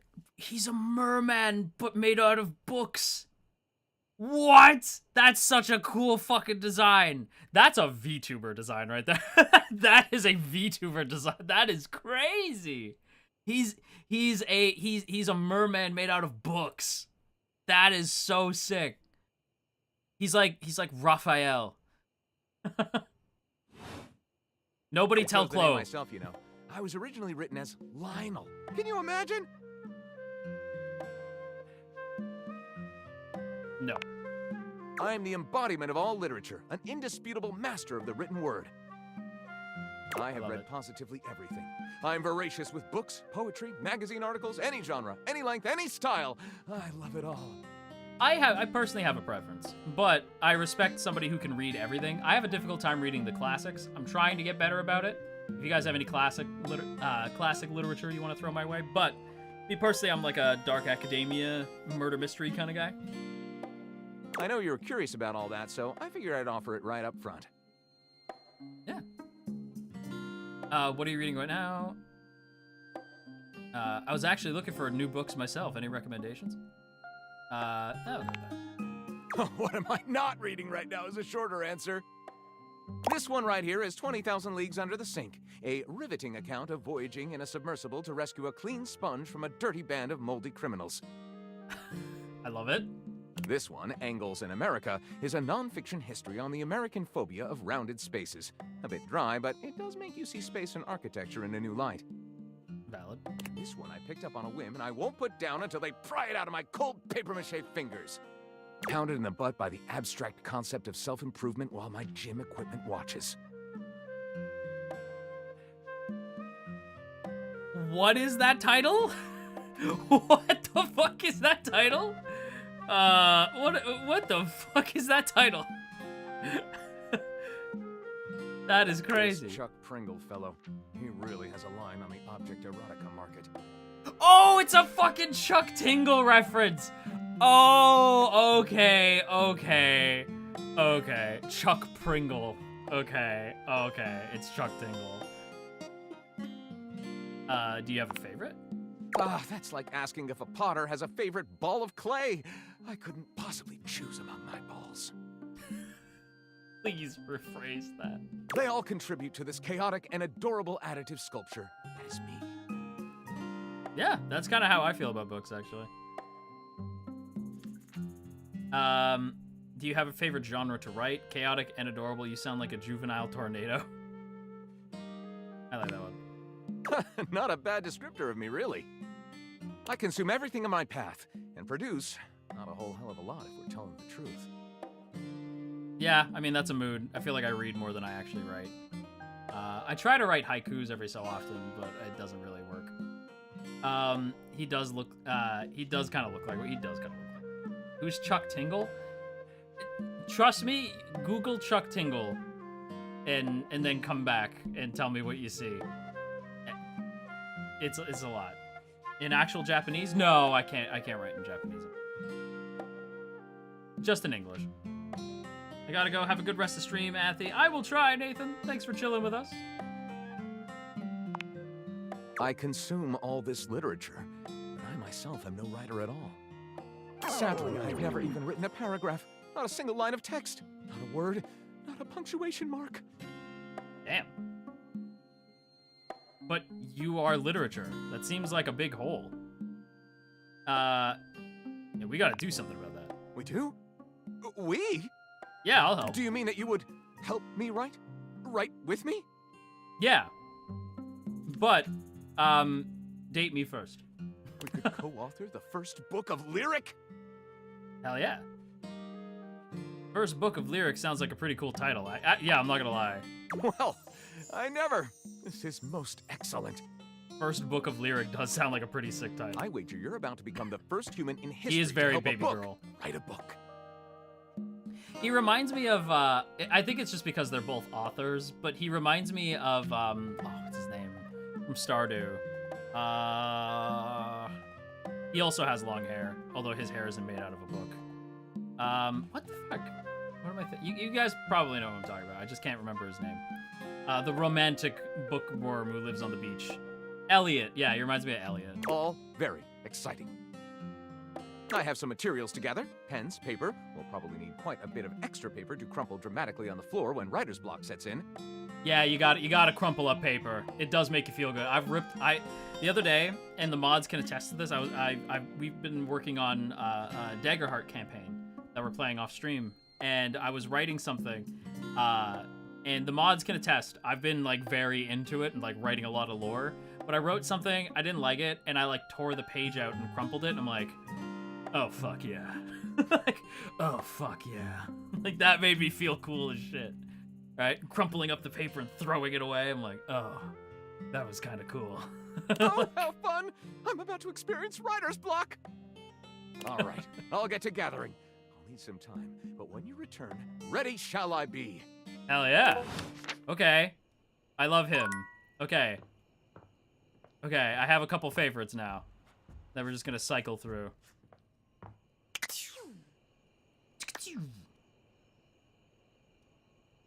Oh, I have Discord messages.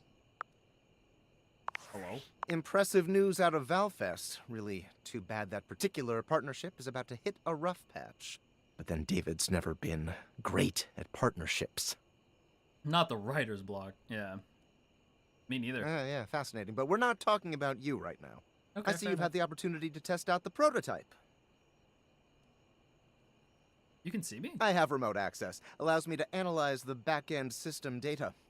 Oh. What'd you think? That I just hand over absolute control of a device this powerful? That makes sense, actually. I'm enormously grateful to you for concealing the prototype. And I'm sorry I dropped all this on you so unexpectedly. I know protecting it is not a responsibility you asked for. Maybe not even a responsibility you want. No, but I had no other choice. Every other Valdivian employee's allegiance was unknowable, except you. You can count on me. I knew you were trustworthy. Your private HR record said as much. Anyway, it's not safe to talk. I will return when the signal is secure. Okay. Hell yeah, man.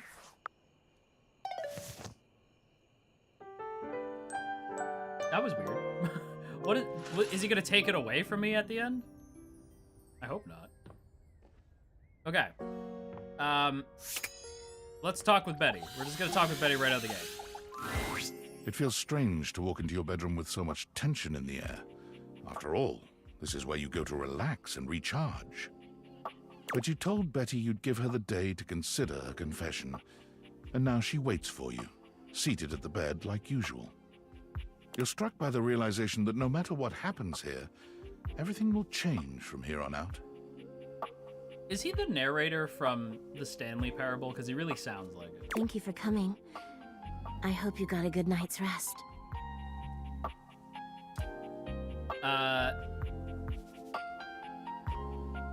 It's hard without you close to me.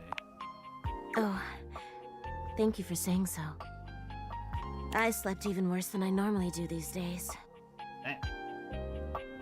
I've been thinking that. Yeah, I'm pretty sure it is. I had too much on my mind. And there's too much at stake here. Nope, but he is Vander from Arcane. Oh, I don't watch Arcane. I don't know where I know him from then. I suppose there's no point in beating around the bush here, is there? No, let's just what get do you down think? to this. Of me? Of the idea of us? Is there hope for us to be more than just two partners who sleep together every night? That, you really need to rephrase that. Well, I guess the answer is, of course, never, never, ever, right, BBs? The answer is definitely never, right? Or, like, just be friends. All we gotta do, just be friends, right? Yeah? Is that's the right answer? What do the BBs think? That's what I want to know.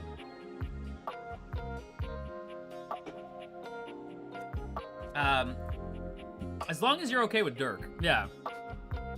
I'm pretty sure all the objects are down for openness in relationships. Yes, yes, yes, yes, yes. Okay, fine. Okay. Oh my god, really? You really feel the same? Yeah.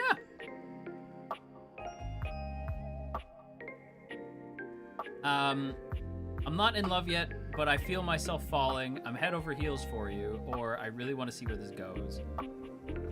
The first one. Oh my god, that's alright. You don't need to be where I am. I just want to be near you.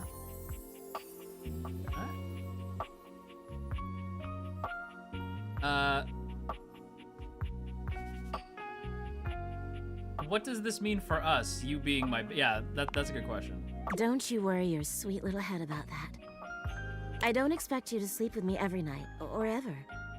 And you being with me doesn't mean you can't be with others. We stand an open queen. We stand an open queen. I respect the shit out of it. I'm just so happy we can be together now. I honestly don't even know where to begin. I feel like I know you so well, but I want to get to know you better. And you must want to know me better. After all, I've only ever been a place for you to lay your head at night. She is the best character, let's be real. Like, Betty is the best one. You've never seen me for who I truly am until now.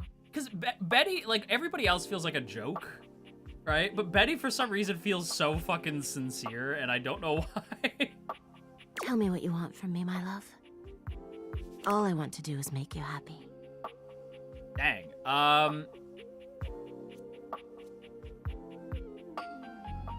Maybe we should have, like, a date. Yeah, a date sounds great. Oh my god, please. I would love that more than anything. Aw, she's so fucking cute, bro. Where shall we go? Let's watch a movie, let's go dancing. Let's grab a bite to eat in the kitchen. Let's go dancing. Oh, yes please. As you enter the dining room, you're pleased to find yourselves alone, mostly. Hey, Rainy. Would you play us a little something? She's cute as shit. Rainy. I'd love to. You too. Betty answers before you can, clearly thrilled for the chance to show you off. Oh yeah, absolutely. Aw, this is so cute. Oh, I'm so happy for you. This is adorable. All right, cuties. Tell me what you're in the mood for. Something slow, something you could shake your ass to, something fun. Something fun? Coming right up. Rainy plays a song that really seems to encapsulate the vibe between the two of you. Rainy reminds me of Tiana from Princess and the Frog. I think she's meant to be, because she has the, she looks, I forget the phrase. I think it's flapper, is that the name? Like, I think that's the name I'm thinking of. Where it was like that time period with like the short hair. Betty takes your hand, and the two of you dance without a care in the world, smiling and laughing and forgetting for a little while that the outside world exists. There's only Betty and her radiant smile, her hand in yours, and her eyes sparkling as the two of you truly get down. Get down. And move as Rainy all begins around. to yawn and the music starts to wind down, you know you'll have to move on sooner or later. Thanks, Rainy. That was just lovely. It was my pleasure. I'm gonna turn in. But you two have fun. We might need to go talk to Rainy later, because Rainy's also pretty cute. That was so nice. I've never been on a date like this before.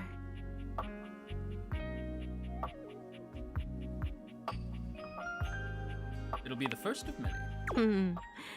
You don't know how happy I am to hear that from you. Aw. Thanks again for tonight. Oh yeah, I mean it's day, but... This was truly magical.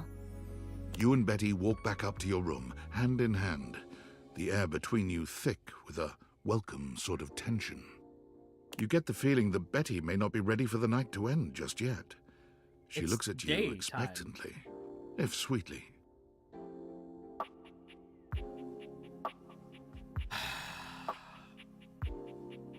Okay. You've slept on Betty for years, but never truly slept with her. Tonight is a night of firsts.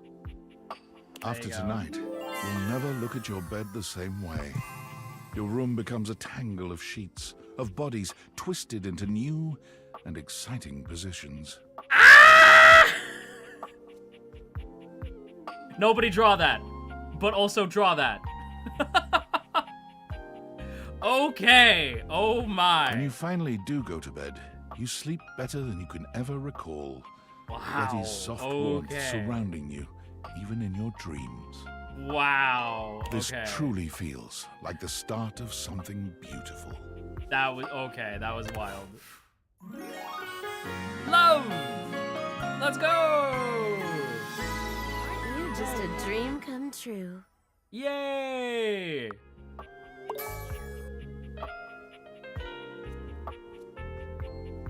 Yay. Yay, yay.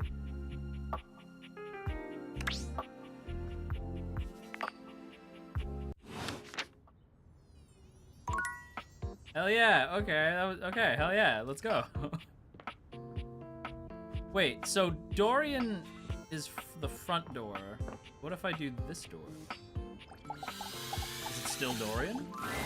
Dorian looms over you, just as intimidating as ever. Fancy a bit of a work? Wait. The tattoos, though. And he doesn't have his hat. Damn. Damn. I guess so. We've got some important denizens who only reside here. All in all, fairly quiet. It's packed in there, but here are a few at the top of my frame. There's Shelley the Shelf, Charge the trusty D20, Penelope the office supplies, and Jerry the junk drawer. Okay, Chance the trusty D20 is 110 billion% Matt Mercer. There's no fucking way it's anyone else. Well, what can I do for you? Can you tell me about Shelley? Jerry sounds interesting. What do you know about Chance? What do you know about Chance? Grottos and gargoyles is his game of choice. He has tons of stories he wants to tell, but hasn't found the person he wants to tell them with. As such, he creates scenarios to test the abilities. Missed opportunity to say Daggerheart.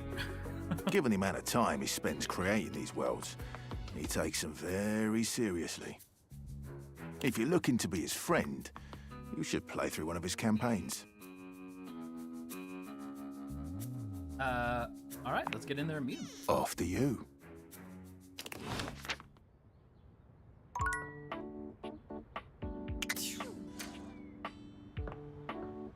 Okay. Is he in here? Do we want to meet Chance? You know what? Fuck it. Let's meet you. You've never been ashamed of your interest in tabletop games, but ever since you stopped seeing people, you've spent far less time role-playing than you used to. Yeah. This is why I started getting into solo stuff myself. Like a lot of people don't have time to play a lot of tabletop RPGs, so solo tabletop stuff can kind of help with that.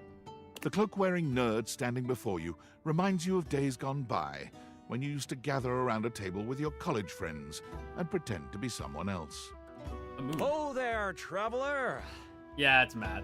It's like, there's no fucking shot it's not Matt. What did you call me? No. Ho, as in, hey. It's Matt. It's like, of course it's gonna be fucking Matt. Howdy. How are you? You know, simple salutation. We'll romance him too. Oh, well then good day to you. Ah, that's the spirit. I'm Chance, your D20. The mysterious cloak comes off. Oh, he's and kind of you see cute. the friendly face beneath. Why does he have himbo energy for a D20? Welcome. He's charming. I Taking like him. a tiny respite from the drudgery of work? You know what they say, all work and no play. Talk to my things. Ah, yes. The usual. I actually really like him. He's kind of charming. If you are up for a real adventure, I have just the thing for you. Why? He's kind of like hunky, you know? Like I was like, why? He's a lot more like, I can't explain it. He's just not what I thought he was gonna. He's not nerdy like I thought he was gonna be. Like, he is nerdy, but not the way I thought he was gonna be. Like, he kind of, like, even his arms are kind of big. Like, he's kind of a big dude. He's awkward. I kind of love it too, actually. Not quite buff, but like built. Yeah, built up, but not quite buff. Yeah, I'm kind of surprised. Have you ever heard of grottos and gargoyles? You kidding me? Of course I've heard of G&G. Oh, that's great. What's your favorite monster? Oh, what about your favorite mystical weapon? Not or class? friggin'. Oh, I have so many questions. Not friggin' Shinji's dad. Like oh yes. That's the that's the emote we need. We need Shinji's dad. We need to have me with glasses, and I could do the Shinji's dad. You know. I'm partial to all of them, actually. How could I possibly choose? I only heard of it. I haven't played it. I lied. Partial to all of them. Wow. Someone else who feels the same as me. Oh, it's so hard to pick a favorite. Everything about G&G is so cool. I love, like, the dice as his bracelets. That's so cool. You wouldn't want to, maybe, kinda... Yes. Play with me, would you? In more ways than one. It would only be the single greatest thing you could do for me. Hell yeah. Chance's eyes light up, his hands balling into In more ways fists than one, yes, as he does his play. best to contain his excitement. Okay, it is embarrassing to say this. If you asked, like, don't tell the other Mythos members this, but if they really want to unlock my heart, all they'd have to do is be like, hey, can we play Daggerheart sometime? Daggerheart is like D&D if it was more fun. Not to say D&D's not fun. I've played D&D for a long time. D&D will always have a place in my heart. But Daggerheart is actually made by Matt, like Matt and the guys at Darrington. So even if it's not Daggerheart, if any of the Mythos members want to get their way into my heart, or even like Roy and Zanny and them, all they got to do is say, hey, can we play a tabletop RPG? You guys can go ahead and let them know. Like, Athena says if you ask him to play a tabletop game, you would win his heart. Really? Holy crit! Someone to play with me! Holy you crit! Have no idea how hard it is to find someone to play with. Holy crit is I'm never saying holy crap again. It's holy crit forever. Holy crit. Should we have a group for this game? Yeah, should we have a group? Ideally, but hey, one-on-one sessions can be a really great way to learn the game. One-on-one sessions are good too. Depending on what class you pick, though, I might have a few friends around the house who might want to hop in. This is gonna be Regardless, fun. It'll give us some time to get to know each other better. Hell yeah, I'm so excited. I can roll with that. What's next? It's time to get you your character. Hell All yeah. you have to do is choose your stats, your powers, and your weapons. Then your armor, your lineage, and your gargoyle gauge. Although I might leave that out for this first character. It's an optional setting. See, you can have a portion of gargoyle blood running through your veins, which lets you... That sounds sick. I don't know. This sounds right up my... Yeah, I was gonna say, no, this sounds great. How about you let me make your character for you? I know the game inside and out, and you can just show up and play. Yeah. You're the best. That's awesome. Yeah. Oh, I'm so excited. You have no idea how much fun we're going to have. I'll even build the session based on what class you pick. Yeah, Xander would absolutely be delighted for sure. Man loves yapping tabletop RPGs. I'd love to do something... I think we've talked about this before, BBs, but I would love to play Daggerheart or really any tabletop RPG that's like in canon, right? Like, I would love to tell a story that is canon through tabletop RPGs. Hang on.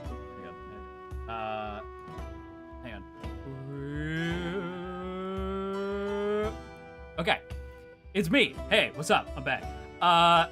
For those who came in late, if I'm upside down, it means we're breaking the fourth wall. I would love to tell a story that is canon to Athena through a tabletop RPG. I think it'd be so fun, like, tell a story about Athena through an RPG and like make it canon. I know FSP has done that before. I just love that idea.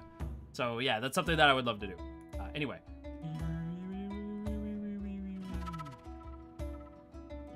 Where was I? That was weird. What do you suggest I play as? There are 3 classes I can get rolling for you. All of them are awesome, but they won't be too much of a challenge. I'd suggest the Troubadour, the Guardian, or the Enchanter. Which one would you like? Explain them. Sure. Let's start with the Troubadour. Loved by the locals for their wit and their voice, this magnificent magical minstrel can change the outcome of a dire situation with a simple tune. Okay, so like a bard. And with a liar by their side, this slick and seducing stupefier is sought after by those who wish to trade both coin and secrets for songs. Don't be fooled, though. The Troubadour can hold their own. They are a healthy hero, able to take hits with the best of them. What do you think about the Troubadour? Let me hear about the Guardian. The mighty Guardian. This sword-wielding warrior of light and all that is right vows to protect the citizens of the realm. This is one beefy class. While this particular participant can pack a punch, they aren't the smartest of the classes. If there's a problem, they will try to solve it by punching. It isn't a bad thing, though. A well-equipped Guardian can take down the most vicious of gargoyles. Their fighting record is just as shiny as their armor. Thoughts on the Guardian? I feel like the Guardian's me. I know that, like, I know Chance just said, like, they're dumb, but let's be real, I'm dumb, but when it comes to the battlefield, I'm quite smart. So, strong and shiny, this one's for me. I'm so excited! Oh, the Guardian! May your sword find purchase in whatever vile thing comes your way. I heard that Jerry wanted to go apothecary if someone was rolling a Guardian. If you two know each other, I'll invite him. He's a little guy like me, right inside the desk here. When do we play? Now that I know who you want to be, it'll take me some time to finish building out the session for you. Okay. Give me a day? I should be ready by then. Anything before that, and it's a bit dicey if I'll be ready or not. Ha! Sounds great. Haha, me neither. Oh, it's been so long since I've played. I'll see you then. Hey, I was gonna say a day? That bro works fast. It's taking me like a week to get everything going. I wonder, hang on, if I talk to a different book, will it still be lyric? And let's find a different book.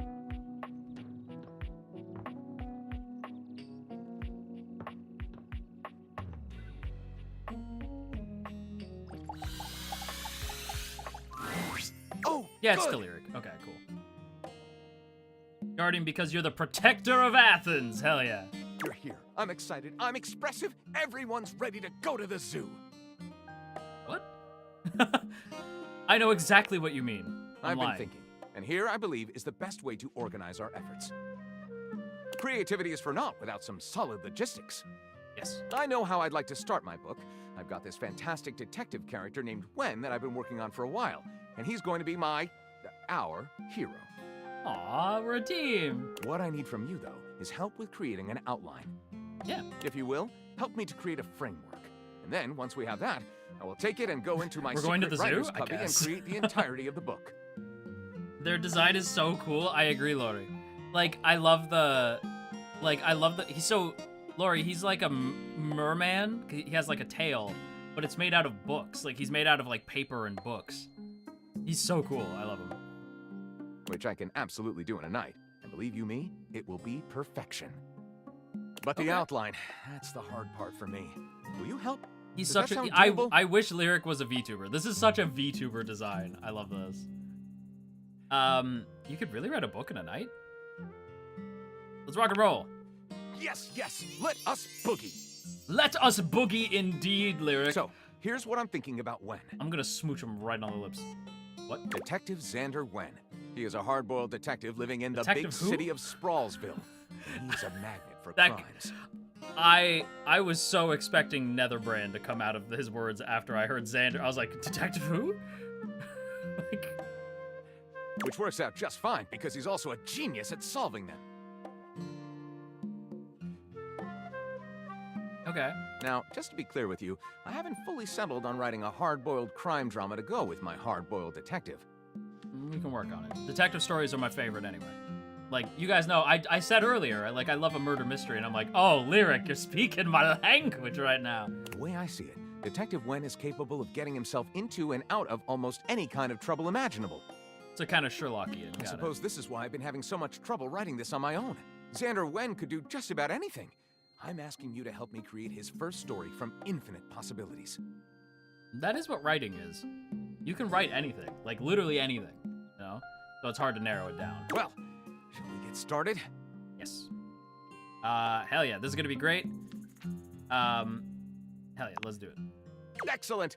I'll give you the first line, of which I'm very proud, and we'll run with it from there. I love the idea of Betty watching this from across the room, like, look at my little baby off to make friends. Like, Betty's just like, look at my little baby off to make friends. Detective Xander Wen went out the door, looking for crimes. We're gonna have the most amazing threesome later. It's gonna be great.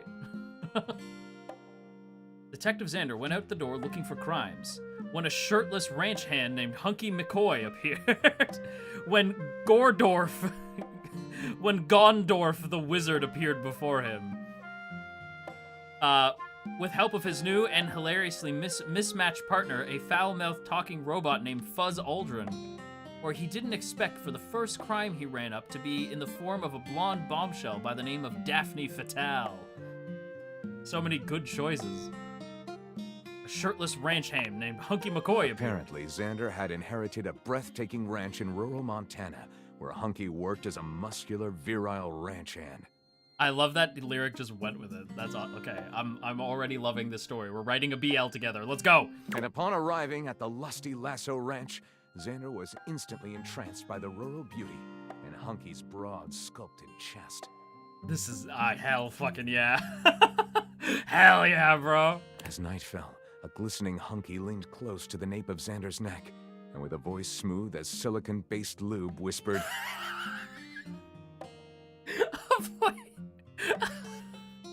A voice smooth as silicon-based lube. That is wild. Wanna rise my prize bull, Bighorn? Hurry, the swarmers have overrun the barrens. Or, this is actually a secret college for remedial superheroes. Or, I can't form new memories.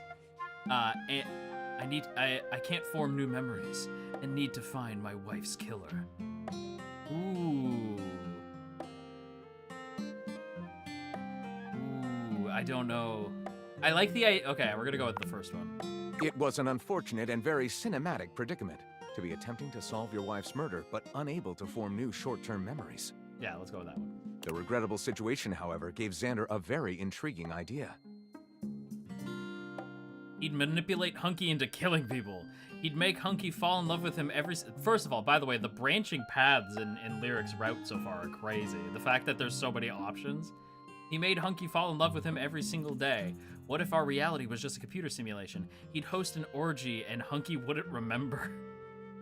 Make Hunky fall in love with him every single day. It did seem far-fetched to attempt a relationship with a person suffering from short-term memory loss. Especially if that person was still grieving over their dead wife. But damn it, Xander loved that Hunky McCoy. This story's great. I love this. And so, determined to win Hunky's heart, Xander set out to woo him anew each and every day. And to ensure success, Xander even...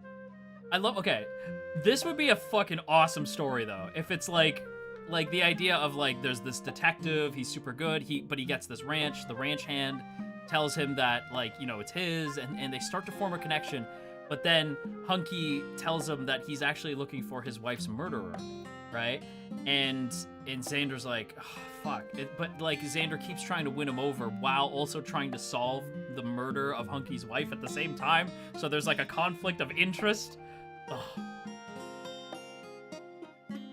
Covered up Hunky's myriad of crimes, started a blog about dating in the big city, invented a neurological implant in Hunky's brain, did it all dressed in a sexy maid outfit. Tried to, I'll let the BBs decide. I feel like I already know where this is going. Angsty BL is the best kind. I feel like it's more interesting if we say myriad of crimes. It's a more interesting plot, but I know you guys are gonna say maid outfit. I'll give you a second. I see one maid. I will give it a okay. Maid. Okay, fine. Maid. Crimes. At least there's one crimes. I feel like it'd be better if it was crimes. But yeah, I assume it's going to be maid, so let's do it. Knowing that sultry roleplay was Hunky's favorite kink, Xander dressed as a seductive French maid in order to help win his heart. But over time, the uniform became less of a costume and increasingly more of a role Xander came to embrace. Cleaning, cooking, laundry? Soon they consumed Xander's entire identity, until he could barely remember. What crimes he was supposed to be solving? Why there was a Japanese detergent with his face on it? What? Where he'd hidden the Shroud of Turin? Or how much porn he used to watch? The crimes he was meant to be solving. And so, no longer able to fulfill his duties as a detective, Xander spent the rest of his days as Hunky's live-in maid. Luckily, the pay was commensurate, and Hunky even matched Xander's HSA contributions. Oh. A bold and powerful statement about the costumes we all wear in our everyday lives. Let's call this the Sex Maid's Tale. The Sex Maid's Tale. Love it. Lyric looks at the story outline you've written and pronounces his true feelings. He's gonna hate this. Looking at this, I think this will be one for the ages. Yay! Let's go! I'll write it up right away. Unless you think we could come up with something better? No, let's go ahead with this one. It's perfect. See you It's soon, perfect. partner. I love it. Hell yeah. The Sex Maid's Tale is too funny. Okay. Let's go talk to Harper and Dirk, even though I think they're probably still pissed at us, but fuck it. We fixed their relationship, goddammit. There's no yelling when you enter the laundry room today, but the tension is the thickest it's ever been. Oh? Harper and Dirk stand facing away from each other, neither speaking to the other. This is weird. Okay. They perk up when they see you. It seems your little discussion the other day hasn't affected your relationship with them. No, I'd imagine not. They're both really, like, emotionally fucked up. No matter what I say, no matter what I do, I can't get Durkee to see how much he hurts me. Okay. Harper will never evaluate her behavior, ever. Yeah. So, we need an outsider's perspective. Okay. You're good with this stuff, right? Yeah. Just tell us what to do. You know, oddly enough, for an ace dude, I am weirdly good at this. I'm at my fucking wit's end. I'll take it. I just feel paralyzed when I think of leaving or staying. You know, okay, you guys probably might not be able to, like, walk with me for a minute. And I don't know where Fuchan is nowadays, but, like, why does Dirk sound like an American Fuchan? I don't know why that's the energy he gives, but he does. Like, Johnny Young Bosch sounds like American Fuchan to me. Just the exasperation of, like, ugh. Right? I'm like, he sounds like American Fuchan and it's really throwing me. Like, it's just how I don't know. Like, it's just the energy he gives. I don't want Durkee to leave ever, but I don't know how to make him understand my feelings. Please, just tell us what to do. I'm over this. Like, fucking tell me I'm wrong. Like, you two are toxic, make a clean break. Stop involving me in your bullshit. It would be a shame to throw away such a beautiful relationship. Dirk places a gentle hand on Harper's shoulder, turning her to face him and tilting her chin up towards his face. Maybe you guys should invite me into the trio. I mean, what? It's always been you and me against the world, hasn't it, babe? It has, yeah. Everyone tries to say we're toxic, that we're unhealthy. And you are, but fucking own that shit. Who the You're hell not are real. they to tell us we're dragging each other down? Who are they to call you, a shrieking harpy who sinks her claws into anyone who will tolerate her for longer than 5 minutes? Dirk, that's not helpful. Yeah, you're right. I mean, I love the like, everyone be like, I mean, you guys are bad, but, like, fucking own it. You're not a real couple, so it's fine. Like, you're fictional, you know? It's fine, just own it. What does it matter if everyone calls you a low-down, dirty, cheating, lying dog who slings his 100% cotton dick all over the house? Guys, this isn't helpful. What do you mean, everyone? Who cares if everyone thinks I'm the best thing that's ever happened to you and you routinely disrespect me in our relationship? Nobody says that but you. No, baby, everyone says that to me all the time. Like how lucky you are I put up with you. Pretty sure you're the one who's lucky I put up with you. Well, shit. No, that's definitely you.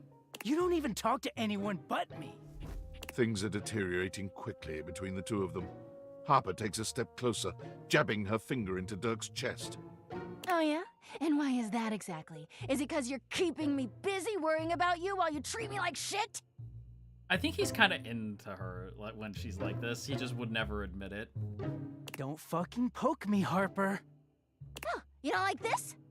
She pokes him hard, deliberately provoking him. Harper? Oh, God. I'm scared about what's gonna happen. Why don't we all just calm down? Harper and Dirk both turn to you immediately, throwing their arms around each other's shoulders and smiling. Hey, we really gotta thank you. Everyone wants us to fail, but you kept us together. You're the only one who believes in us as much as we do. Yep. Do you believe in yourselves? Yeah, of course I do. Aww. Thanks. Harper and Dirk look at each other, sharing a silent look you can't decipher. They turn to you once again. That was weird. Durkee and our relationship is totally perfect. It is. Yeah, nothing to work on. No flaws at all. Well, I won't go that far. So, why not make our relationship even more perfect? They both hold their hands Is it out time? to you, like Is it villains in a time? fantasy story, tempting the hero. Won't you complete us? Absolutely. Yes, 3,000%. Make us the happiest couple in the world. Yes, although I don't like how evil you're both being Date about it. us? I thought you never ask. I mean, hell, I thought we never ask either. I didn't think Harper could handle sharing. Let's fucking go. Okay, never mind. Scratch Betty. Art of this immediately. Okay, no, we stay standing Betty, but like, yeah, art of this immediately. I can handle sharing, Durkee, but I'm not surprised you're into this. After all, you've been sharing with the entire house. Okay, let's not, Harper. Let's not ruin the moment. I don't know how we got here, but I'm not about to question it. We finally got our fairy tale ending. More like a horror story. Oh, it's okay. You have me now, Dirk. I'll help you make it better, and then we get to both date crazy-ass Harper. What was that, Durkee? I said it's a real dream come true being with you, Harper, and now you. Harper and Dirk Poor open their fucking arms to you. Dirk. Poor You Dirk's step like, man, forward to this meet shit them. sucks, They bro. envelop you in a hug that makes you feel both welcomed and like you couldn't leave even if you wanted to. It's quite a sensation. Never leave us, all right? I hate to admit it. And this is gonna sound weird coming from an ace person, but I would so be down. Like, I would be like, yeah, no, this is fine. I'm so down. This is fine. Like, I'm 100% okay with this. I'm so down. I'm so down for Dirk and Harper at the same time. You should have run. You should have run. You should have run. I'm so down. Might be dirty, but our love is simple and clean. Simple. When you walk away, you don't hear me say, please, oh, Durkee, don't go. Simple and clean is the way. See, what we needed was Haley Joel Osment to be in this. Then we could and have him be Dirk, and then we can have the when you walk away. Would have been perfect. Man, I'm really leveling up here. My poise is crazy. And what is my poise anyway? Boldness, bravery, the ability to keep cool and take things in stride. My poise is pretty high right now. Okay. Hell yeah, man. Kingdom Hearts never left. Yeah, Kingdom Hearts was here the whole time. Maybe the real Kingdom Hearts was the friends we met along the way. Wait. Oh. Oh, fuck. I just thought about something. We're also dating Betty, And Betty's cool with us being in other relationships. I really don't think Harper's gonna be cool with us dating Betty. I just realized that I'm like, oh, fuck. Wait a minute. This might be a problem. This might be a whole problem. Yeah, that's gonna cause a problem there. That's gonna cause problems. Valdutiantites! Yo, it's your boy, David Most! Coming to you live from the best virgin mojito bar ever. Like, this stuff for real is legit so good. I've had like 12, and I feel amazing. Can't believe there's not any alcohol in it. JH19. JH19. Did you guys see how dope that presentation was? We rocked that. Like, people keep saying we're at dire financial straps and need urgent restructuring. Even my dad was like, "You're gonna get smoked by your top competitor, Bitewave." Dead ass. And I'm like, Dead okay, ass. Dad, Dead if you like ass. Bitewave so much, why don't you marry them? But does Bitewave have a contract with the U.S. government? No. I Dave, just you want to okay, say I love you guys, but not Franklin. Don't love or miss Franklin at all. You hear me, Franklin? Night-night, nerds. David, you okay? What? David, what the fuck, man? Are you okay? Maybe this is why we don't replace our company with AI. Maybe somebody would actually reply, and maybe Franklin would still be here. Speaking of which, Tom, you still here, bud? I think Tom's still here. I think Tom's still. I think we're okay. That was really weird. What if Bitewave is the guys who make the glasses, and Valdivian is like their direct competitor, maybe? Is X or a side piece? That's a good one. Okay. We only have how many charges? We have 5 charges per day. I think we focus Betty, Jean-Loup, Dorian, and we'll focus on Chance. And oh wait, fuck. Oh shit, wait. Fuck, wait, that's not enough. There's too many fucking characters. Okay. Okay, here's what we're gonna do. Betty, Dirk and Harper are gonna be like our main focus. Those 3 are our main focus. And then we'll cycle between Dorian, Chance, and there's so many. And here's the thing, we've only seen a handful of them. And then we'll focus on Dorian. Well, here's the other thing too. Phoenicia, we haven't talked to her in a long time, and she's so fine. There's so many characters that we haven't talked to yet. Okay, so we're gonna focus on those 3. We're gonna try to get to the end of their route. So we're gonna focus on those 3, and then we're gonna cycle between Dorian, Dirk, or sorry, not Dirk. Dorian, Chance, and Lyric. Have you met the water heater? No, I have not met the water heater. There you are. I was just thinking about you, you know. Really? How about a hug? Hell yeah. You envelop Betty in your arms, and for a few moments, nothing else exists. Yay. Betty's hugs are truly supernatural. It feels as if you're in bed and under the covers, warm and happy, and with no responsibilities to plague you. Can you imagine that? Every hug being like you're wrapped in blankets? That sounds amazing. Wasn't that lovely? See you tonight, cutie. Well, that was quick. Hell yeah, that was fast. Damn. Dorian. Now you've done it. What did I do now? What the fuck? Done what? You're thinking of getting involved with some of the biggest miscreants round here. I didn't fucking do nothing. What are you talking about? The electrical closet? What's the problem? It's the breaker box. And? The seediest bar attracts the type, if you know what I mean. Seediest bar attracts the type? What the Don't stay out too late in this general vicinity. I'm warning you. All right, I'm Dorian, here to damn. protect. to keep the bad ones out and the good ones in. But with this particular locale, I feel like I'm keeping the bad ones safely away from everyone else. BBs, how bad is the breaker box? He's acting like he's Satan. No pressure, but my favorite is the breaker box, the makeup, and the blanket. It's so funny because like he's like, the breaker box is really bad. I'm like, what the fuck? VTuber hole deepens. Says the breaker box is good, Dorian. Okay.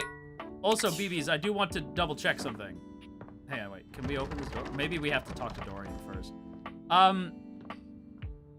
Can we actually romance Dorian? Is that an option? Because it's starting to feel like maybe it's not an option. Maybe Dorian's just here to like give us details on characters.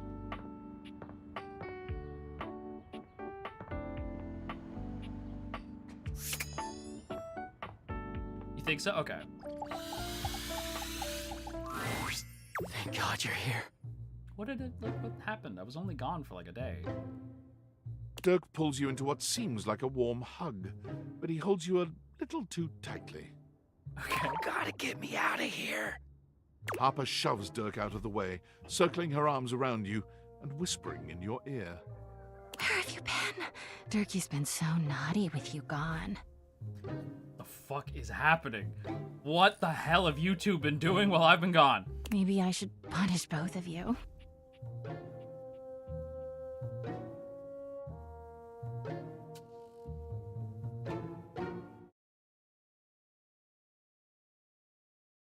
Good night, everybody. Okay. I was like, I think of something, I can think of something better for the three of us to do. Yeah, like not fight. I like the way you think. That's not what I meant. You know what? I agree. Dirk, that is not what I meant. Harper and Dirk each take one of your arms, leading you off Not what I meant! a private place.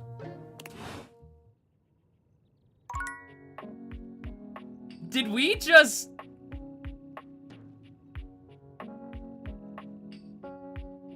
You know what? I'm okay with this. Damn. Wild. Congrats, I think. Yeah, I was like, good for us, I guess. Go team, I think. Anyway, let's talk to Lyric first. Actually, no, we'll save Lyric. Lyric will be the last one. We are a throuple. A totally not toxic throuple.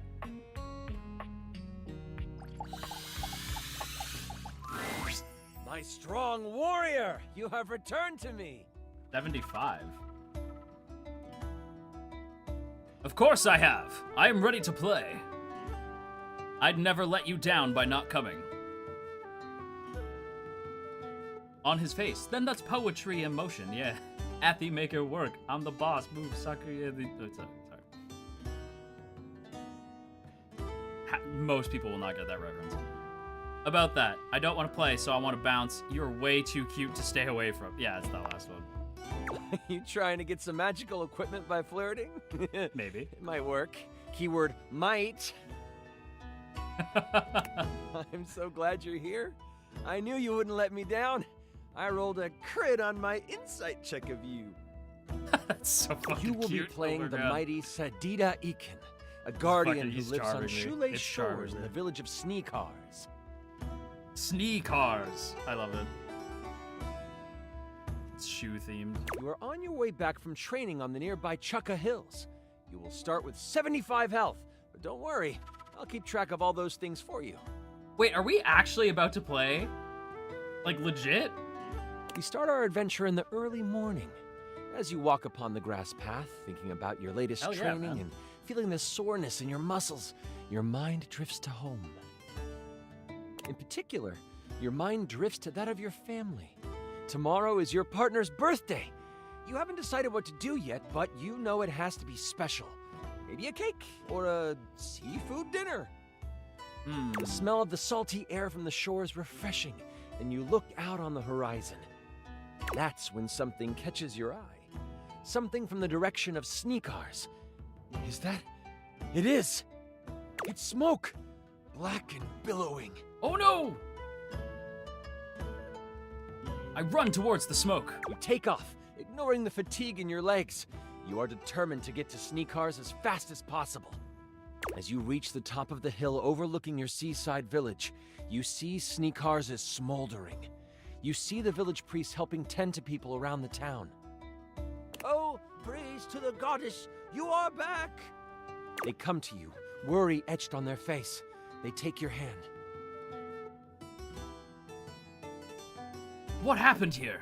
You have questions, but we shouldn't speak out here. We don't know who is around. Come, follow me! As you follow the priest to a makeshift shelter, you see the level of destruction. Your fellow villagers are hurt, and you start to make a mental tally of who you see. A few people cry as they realize their loved ones didn't survive whatever happened. Oh, this is sad. Once inside the shelter, Yeah, you it's gone, realize man. your partner. Yeah? Where's my partner? We were attacked right before dawn. A few people were killed, but we were caught unaware. And I think they were looking for you. Oh no! Me? Your house got the worst of it. They took your partner, spirited them away, and left only this amongst the rubble.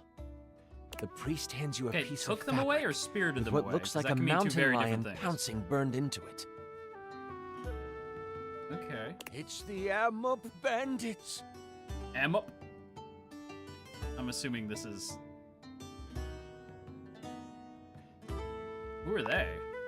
The Amup bandits are a rival band of scallywags who were once in constant like battle this with is the a village of Sneakars.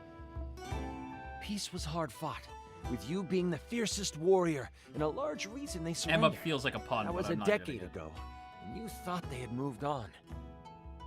But it seems they never forgot about you. Damn. What will you do? How should we respond? You are the only one able to go after them. I will avenge my partner. You decide to head off when night falls. Ooh. During the day, you help your fellow villagers as you continue more to help? think about your partner in the Amup. What is going through your mind? I'm wondering if any of them are as cute as you. I'm hoping that my partner is okay. Revenge is all I can think of. Those Amup will pay. I'm wondering if any of them are as cute as you. Oh, you are rolling well on your charm spells. The moment the stars begin to appear, you take your leave. You have a brief moment with the Bye, members of Suki. Thanks for Sneakars. hanging out. All of those who are Appreciate healthy you. enough to stand and walk form a circle around you. Okay. They all whisper hopes of good fortune and a battle well fought for you. They also take the moment to state anything they might want to say before you pass. Okay. This is a Sneakar ceremony to ensure that there is nothing holding their warriors back from the future, regardless of how the battle ahead may end. You bask in the moonlight and accept their desire for you to defeat those who attacked them. Setting off down the path that many say the Amup bandits used, you walk with your head high. Your village is what you fight for. Hell yeah. Moving alongside the path, you travel for about half an hour before you see movement. You find some shrubs off the path and hide between them. As you sit, surrounded by leaves, you see what you know to be members of the Amup step into the moonlight. Cat-like I can't believe we're humanoids, just straight all up clad playing in leather armor. D&D right now. On their side, Sorry, you see the G&G. traditional swords that you became familiar with during the battles a decade ago. You think there are only two of them, but wait. A third actually walks right past you, missing you in the bushes. There's no doubt they'll come. You just have to wait. Ooh. Ooh. You are so damn adorable. Thanks. That was so fucking cute. Thanks. Don't let them fool you. The Amup are ruthless murderers. But you are lucky. These aren't the most vicious of their fighters. Mallory, This hello. is a band of scouts. You hear one of them say, Oh Well, my let's god. do one more pass of the area, and then we can dip into the nip. Ooh. Ooh. The Nip was credited with their defeat in previous battles. The fact that this scouting party seems to have some on them proves how much they underestimate you. What do you want to do? Wait for them to nip out, then attack. Yeah. They circle the area one more time. This time, they are highly distracted. You can tell that Nip is on their minds. They walk past you again, only this time, they almost scurry back and huddle together. Ooh, this is the good stuff. Ooh. They partake. It doesn't take long for it to take hold of them. Their eyes get wide. One stares at the moon, mouth open and drooling. The other two produce a ball of yarn and begin to pass it back and forth as they roll around on the ground. This is your chance. Don't fail me now, trusty axe. You seem to remember that the Amup scouts were never really prepared for the edge of your axe. You use this to your advantage and leap towards them. You catch the one staring at the moon unaware, and they barely let out a cry of pain. Before they go down, you turn to swing on the other two and you feel something latch onto your leg. Claws from the one closest to you on the ground dig into your calf. They hit you for 15 damage. Okay, the third one is still preoccupied with a ball of yarn. Get off me, the axe yo! comes down, dispatching the second Amup in a heartbeat. The third Amup is finally coming to his senses. It becomes obvious that he doesn't want the smoke. Keep the shiny thing away from me! Oh. The Amup runs, happy to have his life and his yarn. But strangely enough, he runs toward your village. Must be the Nip. You have full confidence the people in your village will know what to do with him. As you take off toward the Amup camp, you find yourself upon a dried-up stream bed. Okay. The warm days the past few months have not been kind to this stream. You look down on the dry stream bed and you think of the first time you spent the day next to it. It was the war. The battle had been raging on several fronts, and the weather had been gloomy. Trying to pull chance. But on this day, the sun was out. It was just plain perfect that day, and both sides of the conflict knew it. No attacks were launched. Instead, you got to bathe in the cool stream waters. You cleaned your wounds, washed your face, and relaxed for the first time in weeks. That was when you first saw your partner in their birthday suit. You were spellbound. You didn't make a move then. Instead, you played it cool. You cracked jokes, splashed around, and let the sun dry your skin together. That was the day you fell in love with them. You were certain of it. It would take months after the fighting had ended for you to finally try to court them. I'm fully focused on Dorian and Stepford, but they both friend-zoned me, so... Oh, damn, really? That's unfortunate. I don't know Stepford yet, but Dorian I do love. But this is where it began. It feels fitting that it is dry now. I can't stop and linger here. I want to press on. I must save them. You notice the fatigue in your body, but you don't let it slow you down. You press on toward the camp. You find yourself at the edge of the Amup camp. They are out in full force. You scout the area to try to decide what to do. Lucky for you, not much has changed in the decades since you last stormed these wooden walls. This gives you a slight advantage. Hell yeah. Still, they have numbers on their side. Oh, is Stepford the Sayu character? I should be smart about this. I'll watch their patterns and find an opportune time to slip in. I try to think back to a decade ago when I first got here. Surely I remember. You watch for a time to slip into the camp, and then it hits you. You remember how you got in the first time you were here. You look to your left, and there, under fallen leaves and palm fronds, you see it. The path that leads around to the back of the camp. You take off down it, keeping low and making sure the site of the camp is on your right. Eventually, you come to a path. It leads to the back entrance of the encampment. You see 2 Amup guards there. Oh, that's Dunk? Yeah, okay. So Stepford's probably just like another character in the gym area. You notice that these 2 Amup look way more prepared than the scouts. They have bows and arrows, along with scimitars and a thicker armor. They know your potential. Okay. Looking at your abilities, you could... Oh! You could either try to frighten them from their post using Battle Cry... Thank you, BBs. Or you could climb a nearby tree and perform the Reign of Terror attack. Ooh. Call me a thundercloud, because it's about to rain. You find can a call me nearby the tree thunder and climb as high as you can. Bringer through the ringer. Show them I'm the judgment call, the one who makes kingdoms fall. The branches are sturdy in this old growth, and you find your footing. Axe in hand, you think back to when you first learned this technique. You never thought you would get the rotations right, and many times you didn't. But the feeling of satisfaction you had when you pulled it off in battle surges forward. You know you've got this. Turning your back to the guards, you stand on the thick branch. Then, you leap. Let's You go! become a tornado of pain and destruction as you spiral Yeah! through the air. Through sheer will, you find your targets and spin toward them, the axe blade whipping you around and cutting through air. Soon, it is cutting through the amp, and one of them falls to your blade. You catch the second one in the onslaught as well. Only they survive.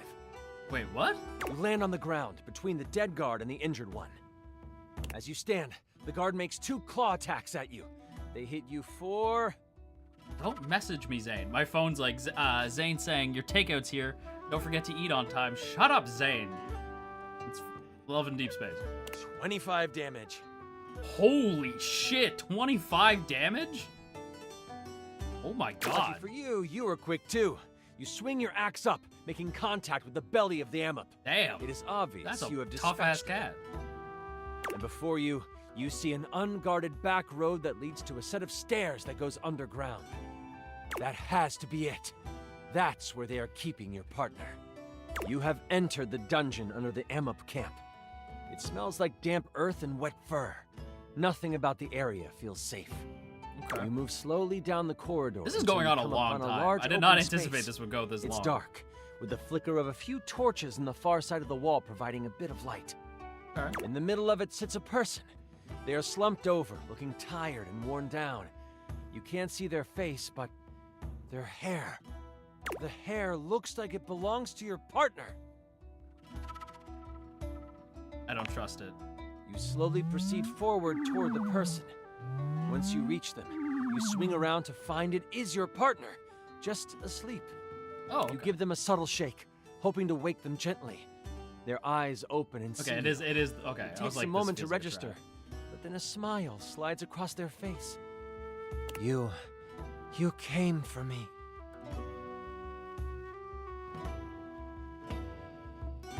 I hope you never doubted I would. As they look at you, you notice their eyes shift to right above your head. The glee they had turns to pure terror. Look out! Before you can turn around, you are pushed aside by a giant hand. You can feel something huge behind you. That's what she said. You scramble on the ground, putting yourself between you and your partner. You look up to see a tiger-like amp towering over you. Drool drips from its teeth, Oh my and its God. breath reeks of fish and blood. Ew. He smirks and says to you, Ah, yes. The great warrior of the Sneakers. Come to play hero once again. Wait, no ooh-woo? "No woo-woo. He means business." No ooh-woo. No yeet.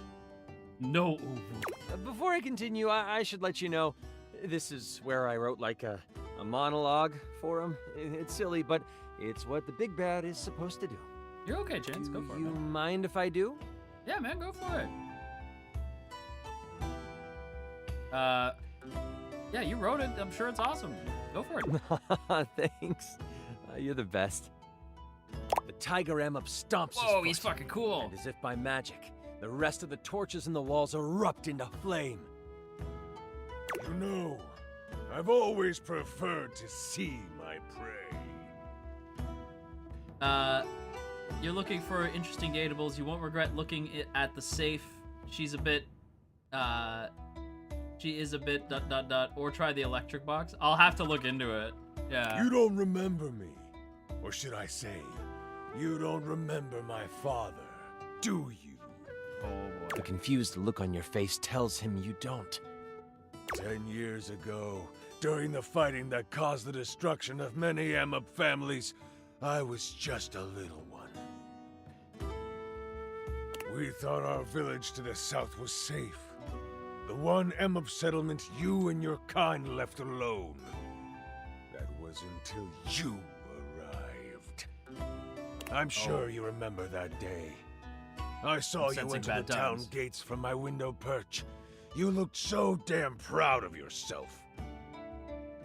They say you came to broker a truce, but you didn't. You presented an ultimatum. Surrender, or you destroy our town. My father, he didn't like that. He told you so, to your face. My father stood up to you, and I watched proudly. And instead of listening to reason, you know what you did? Do you remember what you did? You reached your hand out and patted him on the head, telling him it was okay. Okay. The way my father's body relaxed, and his tail flicked back and forth in an unexcused moment of enjoyment. Okay. Utterly embarrassing. You embarrassed him. You embarrassed us. Okay. That's not where I thought that was going. The whole town saw what happened. And my father was ridiculed until the day he died. Okay. Well, until the day he does die. He's still alive. But still, the ridicule keeps on He's still coming. alive. And I vowed on that day that I would get revenge for what you did to my father. And, oh, your blood will be sweeter than cream. I shall destroy you and embarrass you in front of the one that you love. Warrior of the Sneakers, prepare to be vanquished. He's still alive, too. Quit yelling at me. Yeah. You knew where this was leading, so you had your axe at the ready. What do you want to do? Make sure my partner is at a safe distance, start slicing. What if I pet him? You think all this guy needs is a little bit of love. So you slide under him and scurry up his back. Once on top, you start petting, scratching behind the ears, patting his head. Yeah. For a moment, he stops. You see his tail behind you, flickering with delight. And, oh, what's that? Is that a purr you hear? Oh, it is. I think Chance just likes cats. Like, I think Chance is... Me thinks Chance is just a cat guy. He's just a little baby. A good kitty. But this doesn't last long. Uh-oh. Soon, you feel a searing pain as claws dig into your back. You let out a scream of agony as he throws you off. He hits you for... Please not 50. 25 damage. Ooh, fucking A. You're Okay. strong, but you are starting to feel these hits. You can't take too many more. How dare you try to manipulate me? Wait. I will destroy you. Hang on, What do you big guy. do now? Hit him with my axe. You decide to bet on your faithful axe. This time, you go low. You run towards the tiger M up again, only this time you slide right before you get to him. Your axe catches the feet of the tiger M up, and you slice its legs. It lets out a howl of pain, and you complete the slide underneath it. This causes him to stumble a bit. He shoots a look over his shoulder at you, and then lets out a grin so evil, you know what he is thinking. I'm doing this all wrong. You are the one who should live, and your partner should die. Oh no! And with the reflexes of, well, a cat, he pounces towards your partner. As he leaps over you, he hits you with another tail attack for 10 health. Oh god. You are strong, but you are starting to feel these hits. You can't take too many more. You can either throw your axe, use your ultimate one-day attack, or if you have any other ideas.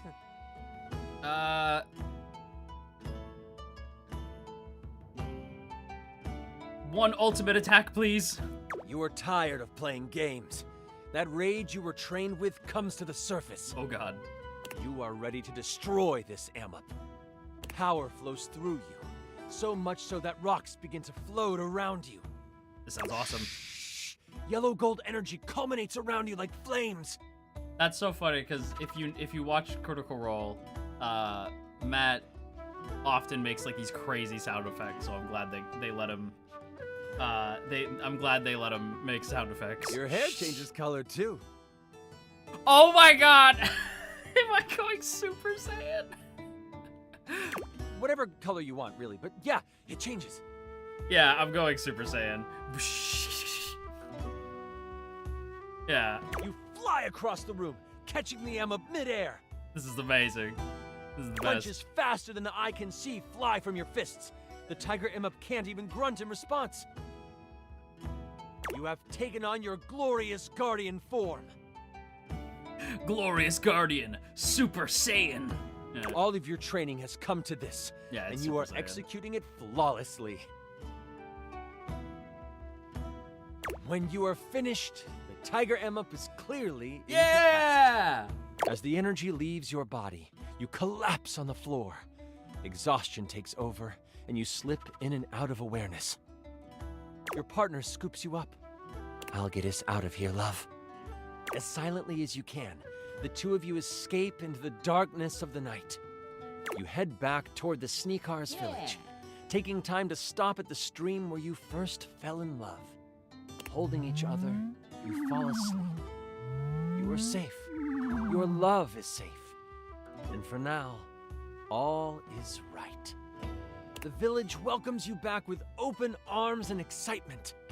In the coming weeks, as you rebuild your village, you get an official notice of surrender from the Amup. You have reminded them that they should fear you, and in turn, that you are not one to be messed with. This isn't the last time the great warrior of the Sneakars would have to raise their axe. But, for now, you can rest in knowing you have done what needed to be done. That was incredible! Yay! Well done, Chance! Yeah, that was awesome! That was fun! Yeah! I loved that! You were amazing! The way you just... Ah!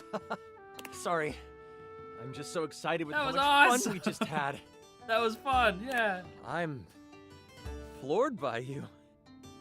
Listen, that was pretty much perfect for me. You are pretty much perfect to me. Yay! And if you were ever wanting to roleplay again, in any way, whoa, let me know. Hell yeah, man. Move from the character sheets to the other sheets. Whoa! Where'd the Riz come from? What the fuck? That got me. Oh my god.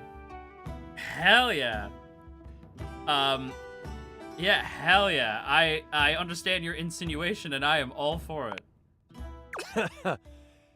Yeah, I'd like that. That was smooth as butter. What the fuck? Until next time, you mighty hero, I'll be waiting for your epic return.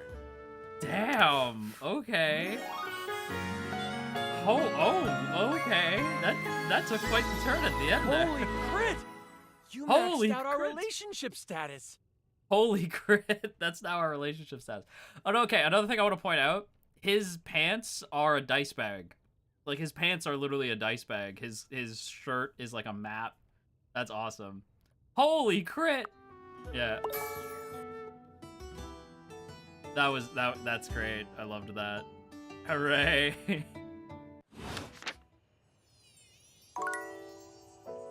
Oh, we still have one more. One more.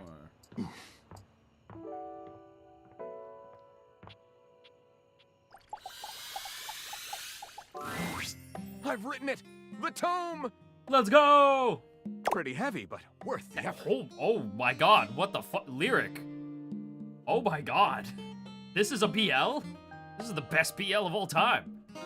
But it's not enough that we've written this. Oh?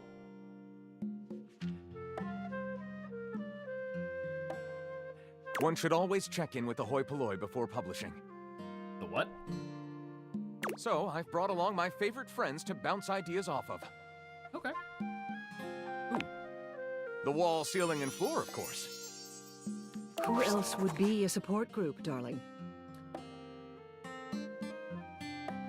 You guys are characters? Damn. Hello. Here it is, my very own book, written by myself with help from the human. And the name of the book is? I would like to know her. Why, you can read the name on the book itself. It's just always nicer when the one presenting says the title out loud. You're the floorboards. I can't. It isn't right. What? You say it. Me? Why would I say it? So she's the roof, I guess? Florence? Oh, I'm not good for Florence the floor. I love it. Whoa! Wall! I'm going to safely assume he's the wall. Ah, thank you for saving me the trouble, Wallace. Let's begin. Wall! This book is... Oh, good night, Ponya! It's kind of distracted me. Good night, Athena and BBs. Good night, Ponya. splendid. We very much enjoyed reading it. Wall. Wall! I like wall. Perhaps it is not true literature, but it should sell quite well in today's marketplace. I am oddly attracted to ceiling. Thank you for your support. It's what we do best, Lyric. Aw, Florence is also Well, cute. Should we go ahead and publish? She kind of reminds me of like, what's her name from Devil Wears Prada? I forget like the boss lady. Marvelous! I'll submit this to Mac right away. Who's Mac?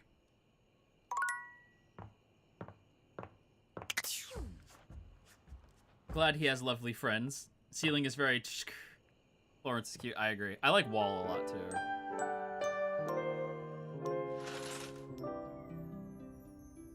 All right. More Betty. There you are.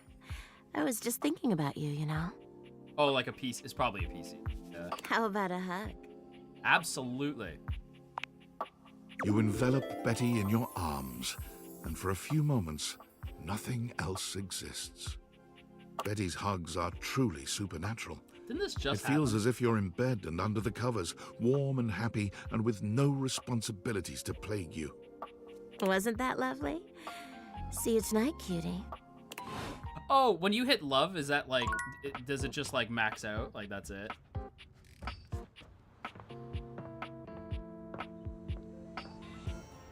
Wait, so if we go... Thank God you're here. Yeah, it's the Pulls you same. into Okay. what's Papa shut. Where have you been? Maybe I should punish both of you. Yeah. I like the way you think. You know what? I agree. Harper Okay. and Dirk each take. Okay. Now that I know that does make the game a little bit. We can actually probably storm through things a little quicker.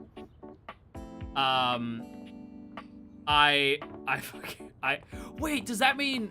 Oh wait, so if we're at love with if we're love with everybody, does that mean that he's also done?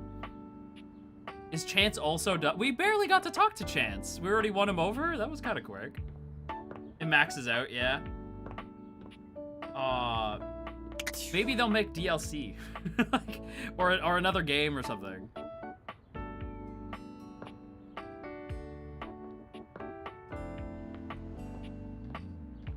So, like, if you, like, does it just, like, stop? Hang on, let's check.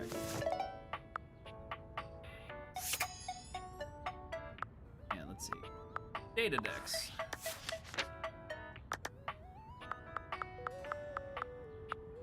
Dorian. Oh, wait, there's another duo? Who are they? Okay.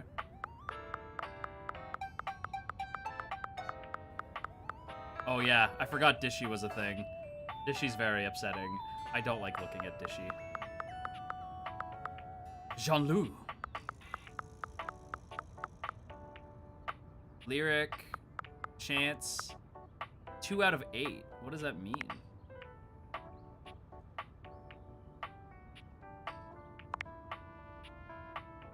Oh, like there's collectibles to get. Play through the Troubadour campaign. Enchanter campaign. Not dateable. I love that it specifically says no, you cannot date Tiger Amup. They're the breaker box. Oh, okay. DLC would really pop off. I think they might because this game popped the fuck off. Like this game became so popular.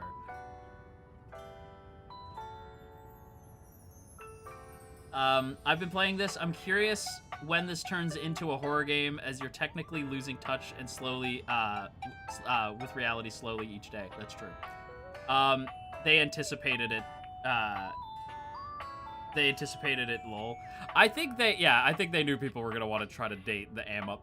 I do wonder if they'll make something else with date everything, because it is very popular. Collectibles, sleep with your bed for real, feed Betty something from the heart, achieve enemies with benefits. Okay.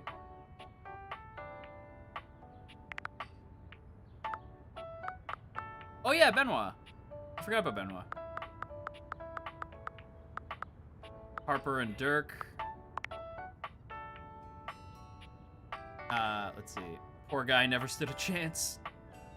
Side with Harper, achieve solo friend ending with Harper. Yeah, I forgot that there's multiple endings.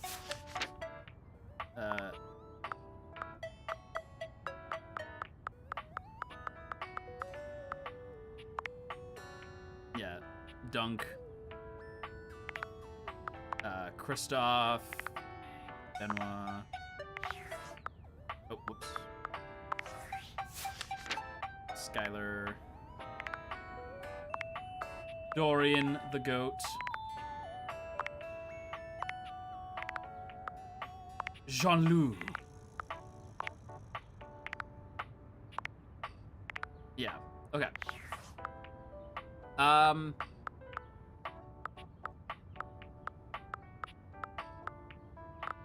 Okay.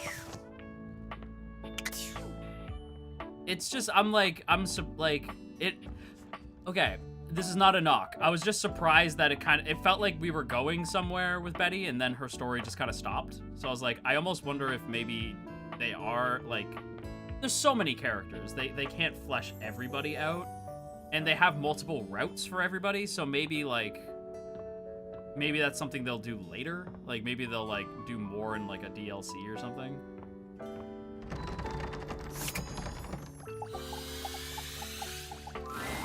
Dorian standing in your way is nothing new, but something about this time feels definitive. Sorry, this one's locked. Why? The attic. Yeah, and?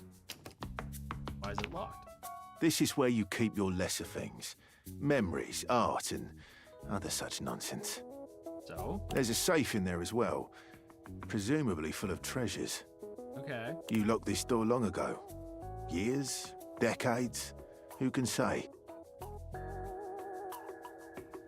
Why would I do that? Who can say? Until you find a key, I will remain locked. Oh, okay. Well, damn. I'm so sad. We finished Betty's route. I'm legit. I'm not shocked if it's a bit shorter. Because, man, there's 100 characters. That's what I mean. I'm not necessarily, shocked or anything. I'm just kind of oh, man, that's kind of a bummer. Here we go. We're going to find out if our book did well. I wanted more of Betty, because I was really into Betty. I can't decide if I feel excited or profoundly ill. They love it! Well, and how could they not? Wow, come on, Lyric, we work together. I'm absolutely over the moon! Thank you for your help. I quite literally could not have even started this project without you. Anything for you, my love. Yeah. Yay. I'm very into Lyric. I like Lyric a lot. This is so wonderful. With just a bit more of your help, the next book I write will be an epic romance. The BL was a success, as expected. Yes, indeed. Okay. Well, hell yeah.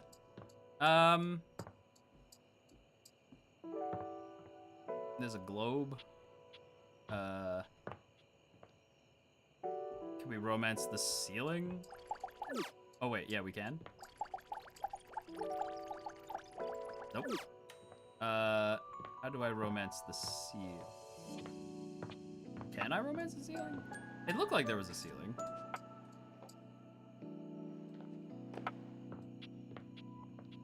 Maybe a ceiling fan or something? Maybe the top ceiling?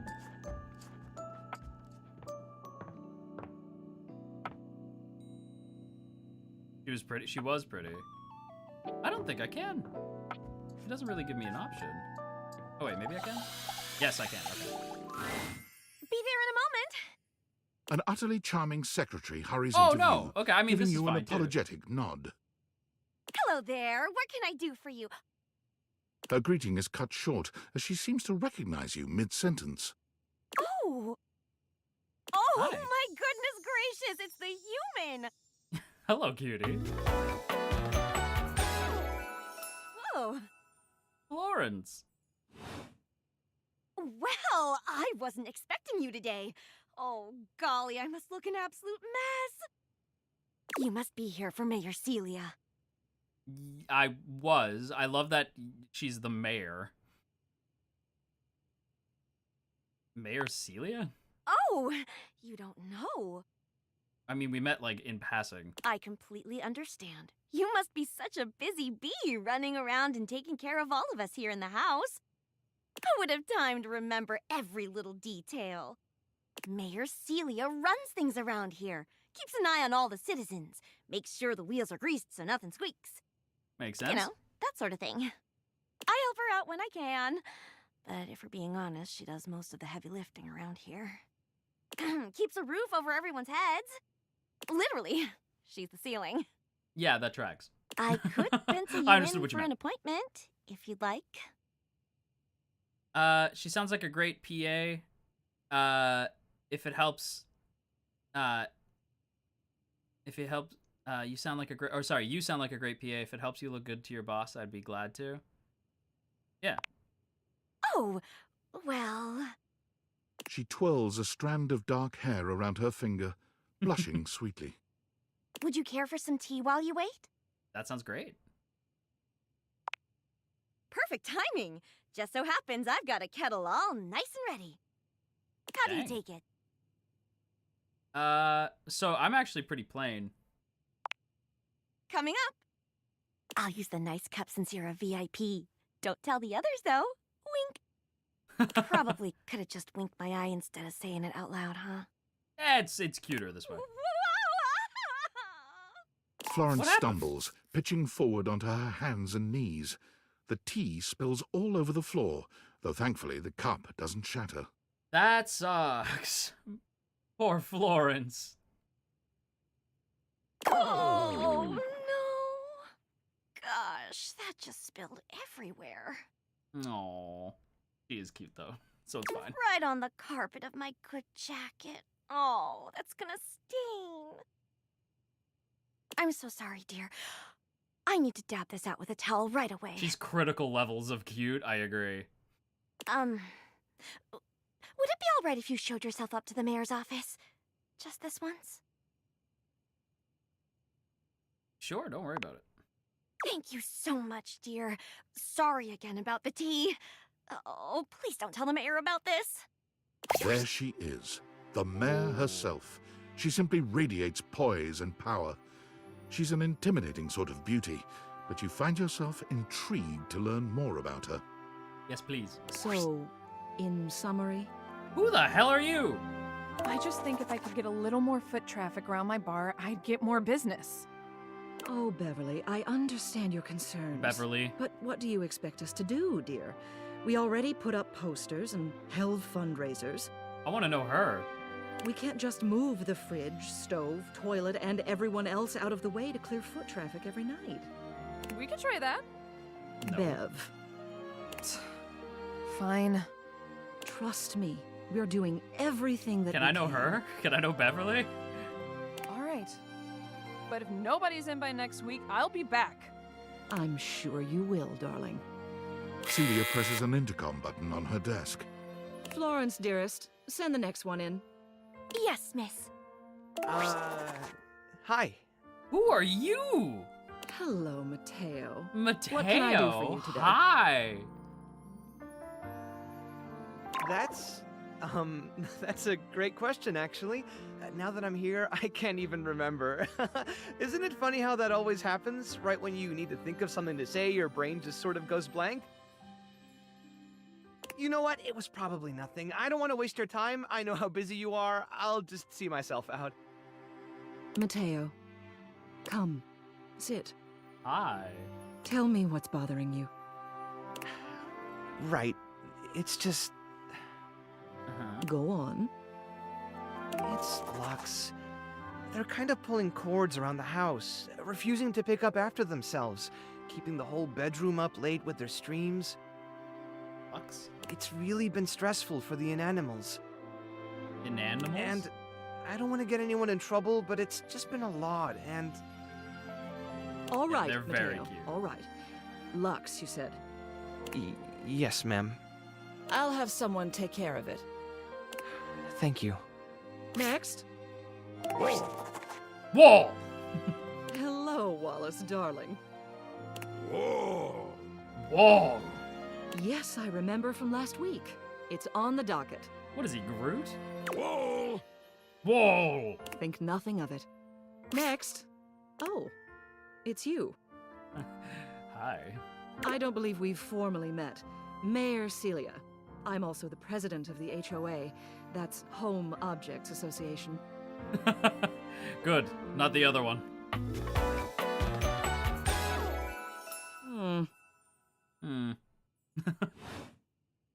Here's my card. But really all you ever need to do if you need me is to simply look up. What can I do for you today? Marry me, maybe? Nothing specific, just trying to go around talking to everybody. Trying to get the lay of the land, and I wanted to meet the mayor. Well then, hello. Meeting successful. Never a bad idea to make sure everybody knows your face. We're important here. Some sit back and wait for others to plan things. Others simply do them. You and I, we're doers. I don't know, I'm kind of an introvert, to be honest. Absolutely. Let's just lie our way through this. Back and forth around the house, running here and there. You seem like a reliable sort. I wonder if I might ask you a favor. Anything. It's about my assistant, Florence. Yeah. She seems sweet. She is an absolute dear. Although sometimes I fear it gets her into trouble. Yeah, I kind of get that feeling too. She's such a kind thing. But that means she lets people walk all over her.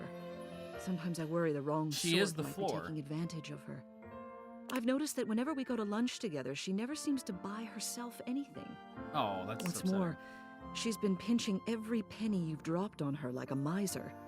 I suspect she might be having financial issues. Oh. The office How? pays Your her objects? well, of course. She's an invaluable assistant. I think it's possible someone might be fleecing her. I'd Cutting? like to formally ask for your help.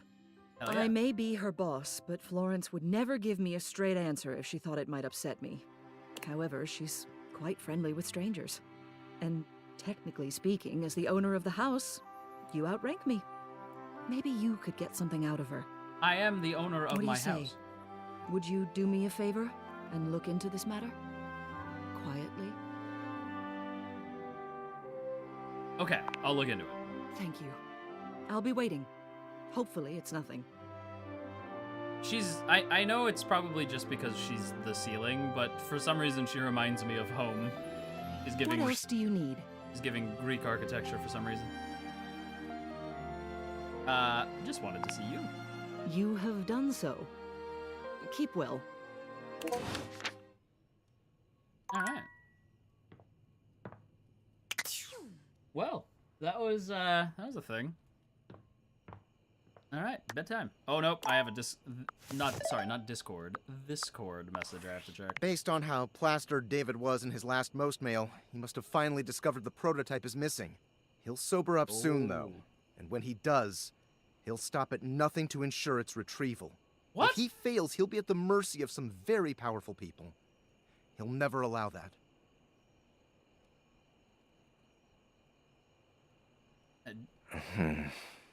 I guess it's imperative that we trust each other. And I've been asking you to trust me without being fully transparent. I know all this because I created the Date Viators. I mean, I guess. Yeah, I can't. Sure. Whatever. Anyway, I can't talk now. I'm stealing coffee shop Wi-Fi, and the barista finally noticed I'm only ordering tap water. Remember, under no circumstance allow David to know you possess the prototype. Okay, got it. Oh, shit. Wait, but I told Sam about it. She might tell... Oh, shit. That's not good. That's probably not... That's probably not good.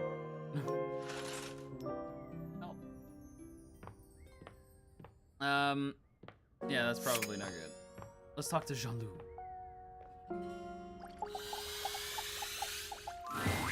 You return to Lil Crapper. Lil Crapper! Are you ready to test your flow? That I am, my friend. Okay.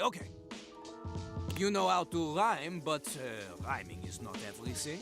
When you are crapping, you need to make sure your lines flow together. Now, BBs, when you're crapping, you gotta make sure that that you're flowing properly. The smoothest rhyme isn't really smooth if the rapper don't know how it's used. Ha! It's about delivery. It's about confidence. Confidence. But it's also about not being terrible, so remember not to be terrible. I will try my best. Can you teach me your skills? Can you maybe teach me your skills? Lil Crapper gives you an example. Give him a word to rhyme, he will ruin it for you.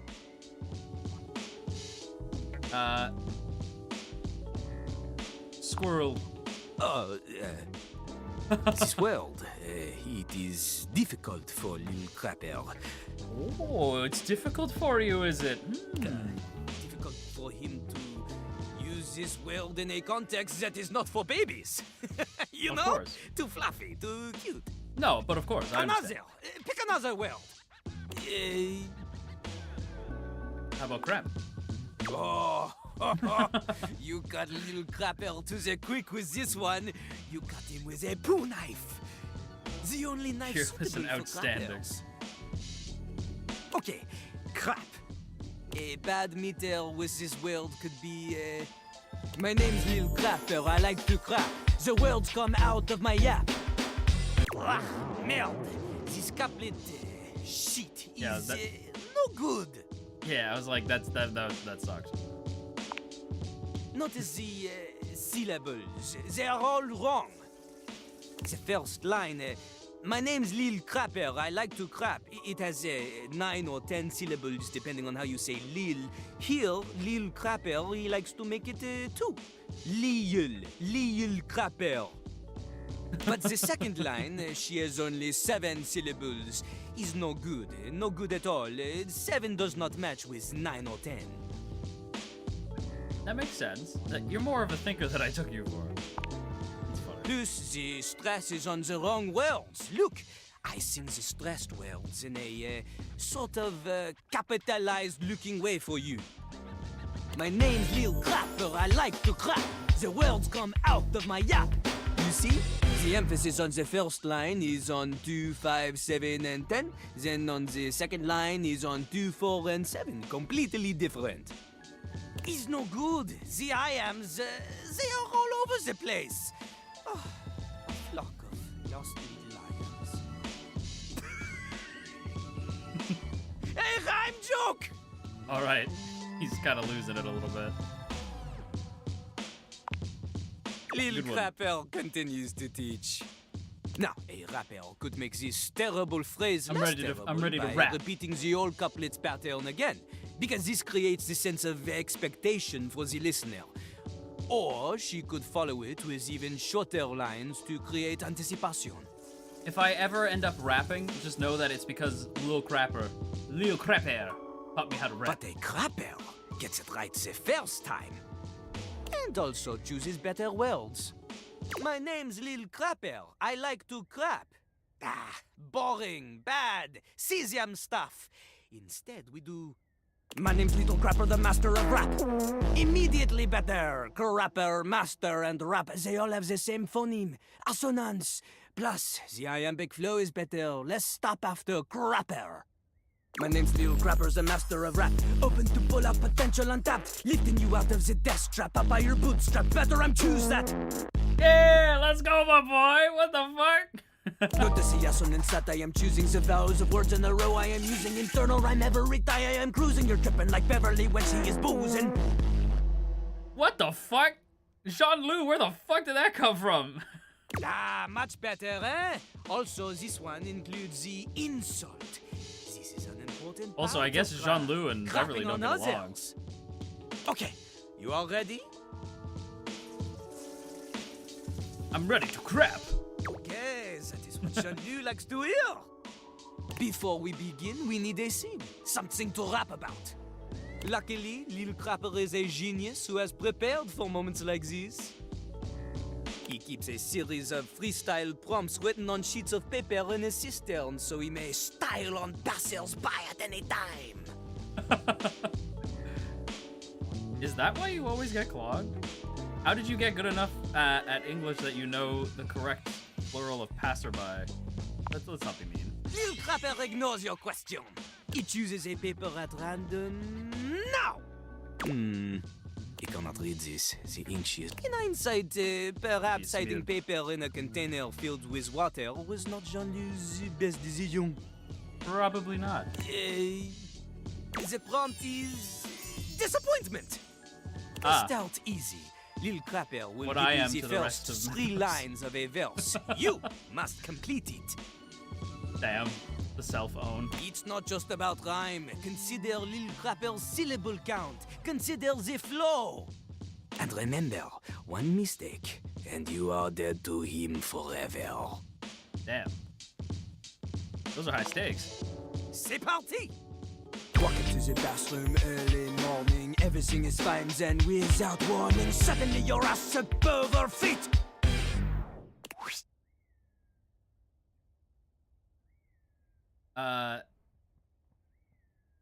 Turns out I forgot to lift the seat. Is the first. Turns out I forgot to lift the seat. Now you're late for your date after cleaning up, and you make it at the door, but you're feeling rough. Then you look and you're shook and you just explode. Turns out you've been turned to a toad. Out the door, you're on the road. You turn around to find your car's been towed. You look around, and you're shook, and you look around, and you're shook, and you just might explode. Turns out, turn around, find out your car's been towed. It's the last one. You turn around to find that your car's been towed. Yeah, okay, I was right. Okay, not so bad, not so bad. You can rhyme to a beat, we know this, but that is not enough to defeat Lil Crapper. Lil Crapper. What's next? This time, you show me you have a sense of style. We do the same thing. Lil Crapper will give you the lead in, you fill in the ending, but this time, you give me something with oomph, you know? Oh! The voice is an instrument. You want words that assonate, want words that resonate, want to alliterate, or you're illiterate! Your lines need to have consonants that click, vowels that swing dance together. They pick each other up and do the French diphthong. A normal rhyme is not enough. Okay. I'm scared. Let's go. The theme this time, La Mer, wet water, sings in the ocean. Okay. Little Crapper's enthusiasm for the spoken word Let's go, BBs. is We can only do this. rivaled by his enthusiasm for the ocean, the soaking world. Soaking word. He briefly considered a career in marine biology. Everyone knows this. It was in his autobiography, which surely you have read. Totally. C'est parti! La mer, comment j'aime la mer. Others claim the same, but they don't really care. Up in their yachts, their morals elastic. The morals elastic, sailing the ocean and dumping their plastic. Dredging her depths with the mastheads of plastic. Won't be a change unless we do something drastic. I like that one. Won't be a change unless we do something drastic. Lil Crapper respects your punk rock attitude towards environmentalism. Thank you. In fact, he respects you as an activist as much as he does not respect you as a poet. Oh, damn. These worlds, they are baby times. Easy peasy mom rap for 4 o'clock special with the singing vegetables. Damn, all You right. two are somewhere beyond the sea because you are leagues away from matching wits with me. Big on! Casse-toi! What? Oh no, I fucked it up. He hates me. Oh no. This is so sad. Oh no, he hates me. Jean-Loup, no. Where do I begin? You Hi? crapped the bed. You're shit out of luck. You really pissed him off? I could go on. Hi? Can I help you? Now, flush that relationship away. I like the pun word. A well-dressed figure saunters into the room, tossing his locks over one shoulder as he shoots you a look that makes you shiver. There's an aura of danger about him, as if he delights in the misfortune of others and is eagerly anticipating yours. Well, well, well. I can't believe it. You really did it. What? Got dumped? Yep. It's a wonderful feeling. Is it? That's not really. Oh, cheer up. It'll get better. Who are you and what's your deal? He places a hand on his hip, giving you a knowing look. He's fine as fuck. I'm a hot topic. Surprised you haven't heard about me already. I'm Regina Rejection. But you can call me Reggie. Reggie? Oh, you're Reggie! Oh, okay. Remember earlier they were talking about like, oh, Reggie, geez, Reggie. And that's who Reggie is. Okay. Hi. What do you want? Me? I like to come in every time you get a hate ending and take in the sights. Okay. That's kind of what I do, being rejection after all. So you appear you appear every time I'm rejected? If I have something to say, which is every goddamn time, baby. Okay. So this means I can see you again? Oh, don't worry. I'm always just one rejection away. Listen, bitch. I'm giving you special access to me here on this app I'm putting on your phone. Have a chat anytime you like. Reggie takes your phone, typing something into it. He turns your phone back around to show you a funny little icon that looks like a broken heart. So what happens if I get it rejected by everyone? Are there games on it? What's the point? Don't you want to see me again? Usually I only get summoned if you get dumped, so this is an easy way to find me. He hands your phone back to you, He wants to shooting see us you a again. sleazy wink. I'll be there dreaming of your next rejection. Well, we fucked up with Jean-Loup, but we did get to meet Reggie. I'll take the wins where I can get them.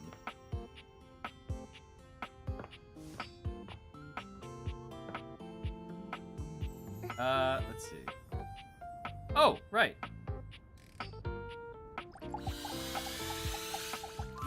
I totally Benoit forgot is in a graceful about Benoit. split on the ground, bending forward so that their nose touches their knee. They smile when they see you. They take their perhaps they intend to show off for you. Oh, hello. Don't mind me. Just trying to keep limber after all that time in your drawer. I'm glad you came to see me. I thought of a wonderful way for us to get to know each other better. Of course you talked to that one. Of course I would. Aside from the obvious and surefire method, sex. I mean, duh.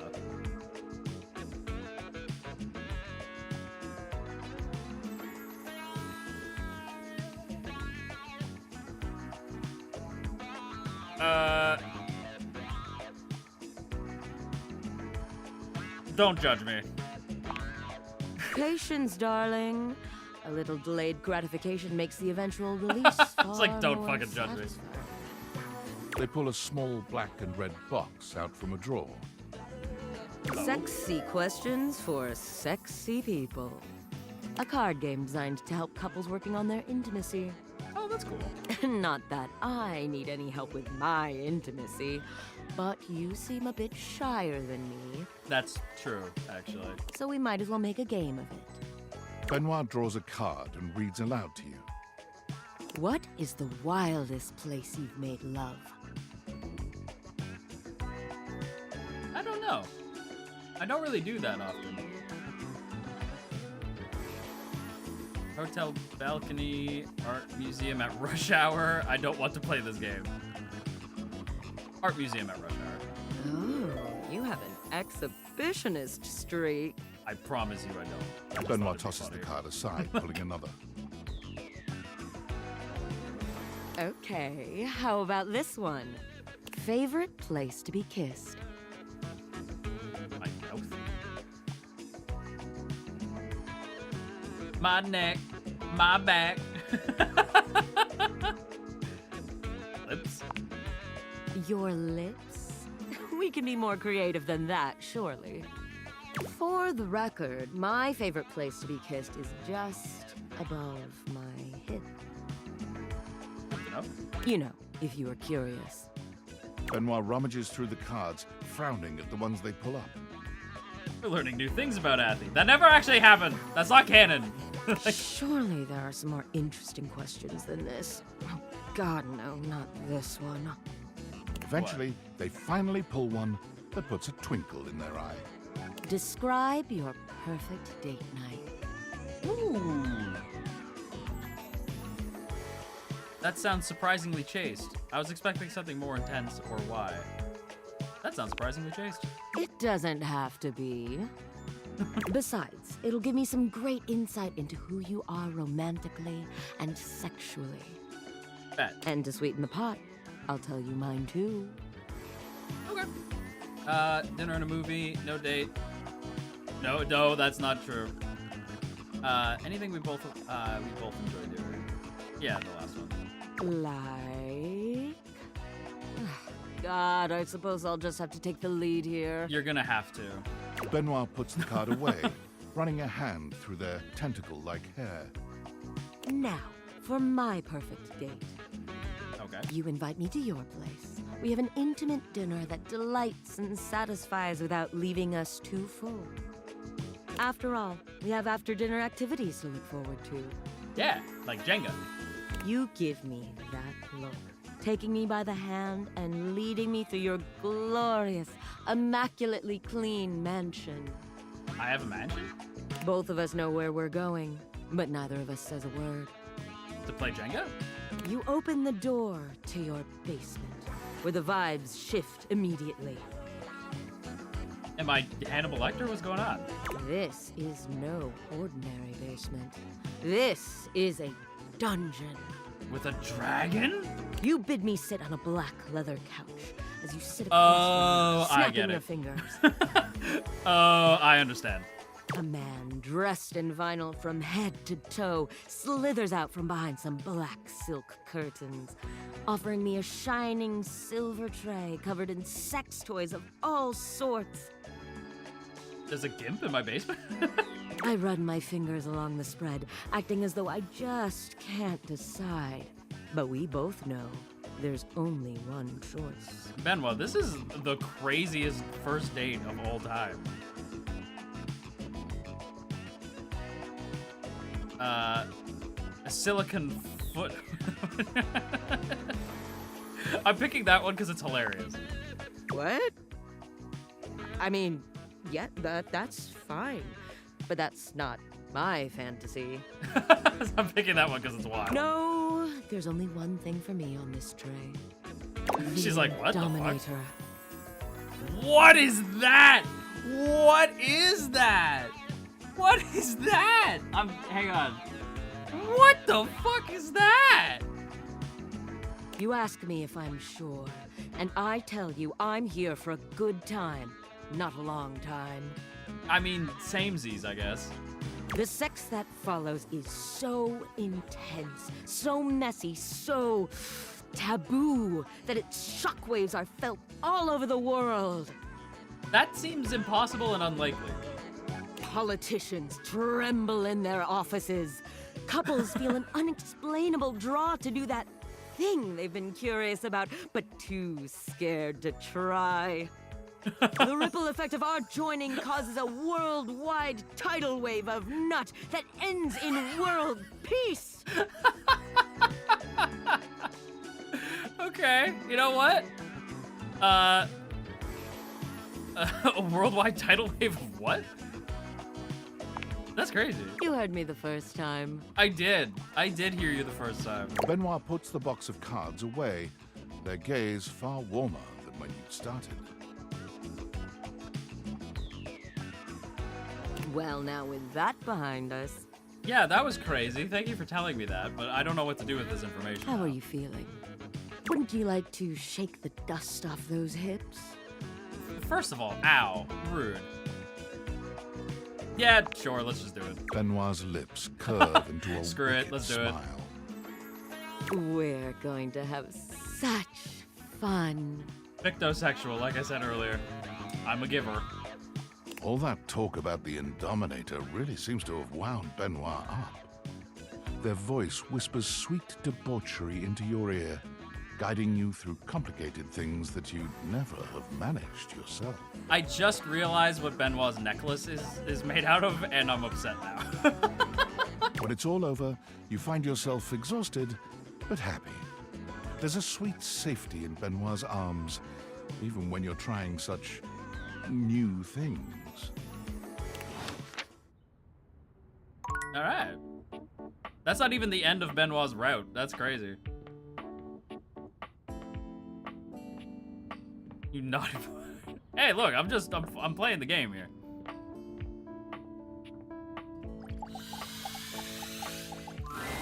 Locked. Where can I find a key? I don't know. There was an old friend of mine who could always open me up, but he was put away sometime in the distant past. Put away where? I can feel his energy distantly. Perhaps directly below me. 2 floors down. 2 floors down? Is there a basement? No basement. How am I supposed to get down there? Have you spoken with Trapdorian? Trapdorian? I've said too much. Dorian, what the hell are you talking?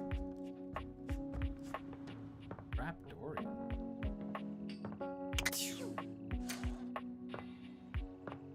Oh, there's another bathroom.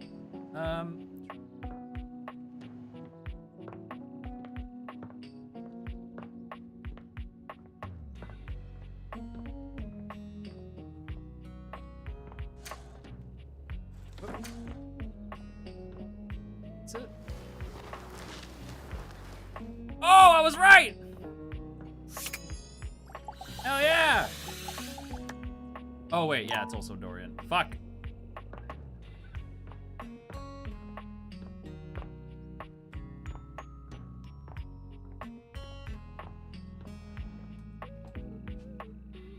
Let me talk to the garbage can.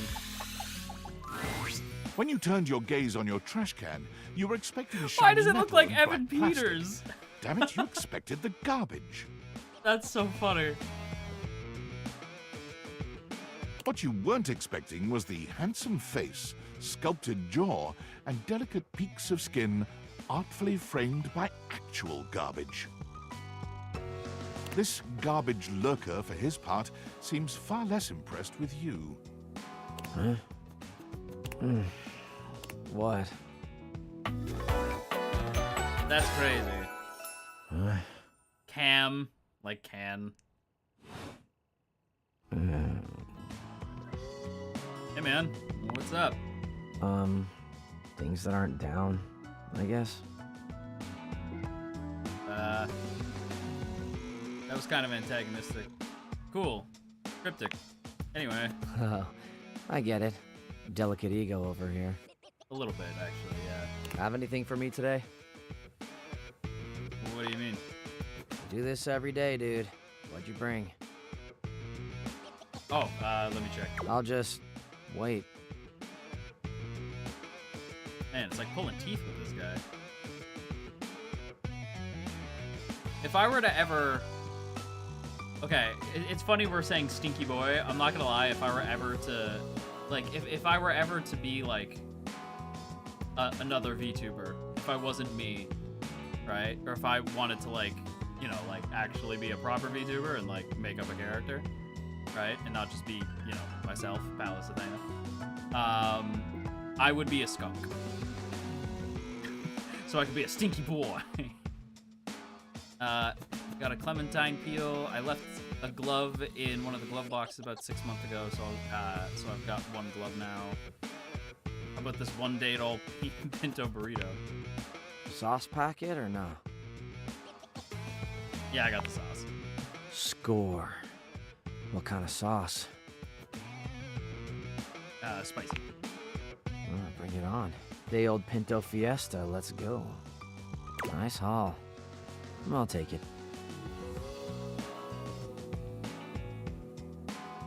Great, enjoy. You hand your trash over to Cam, and he takes it from you, pocketing it without another word. And you're still here. Yeah. Aren't you gonna talk or hang out or something? Wasn't planning on it. Oh, okay. Now you go.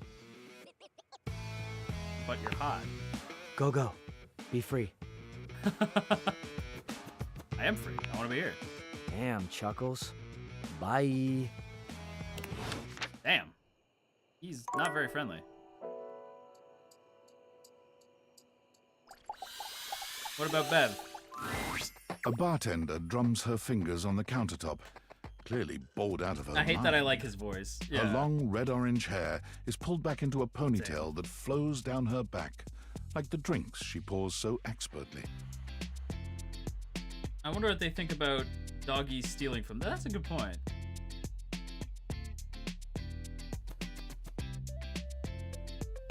She makes herself a drink, taking a I small like her a sip of lot. it and setting Her it design's down. cute.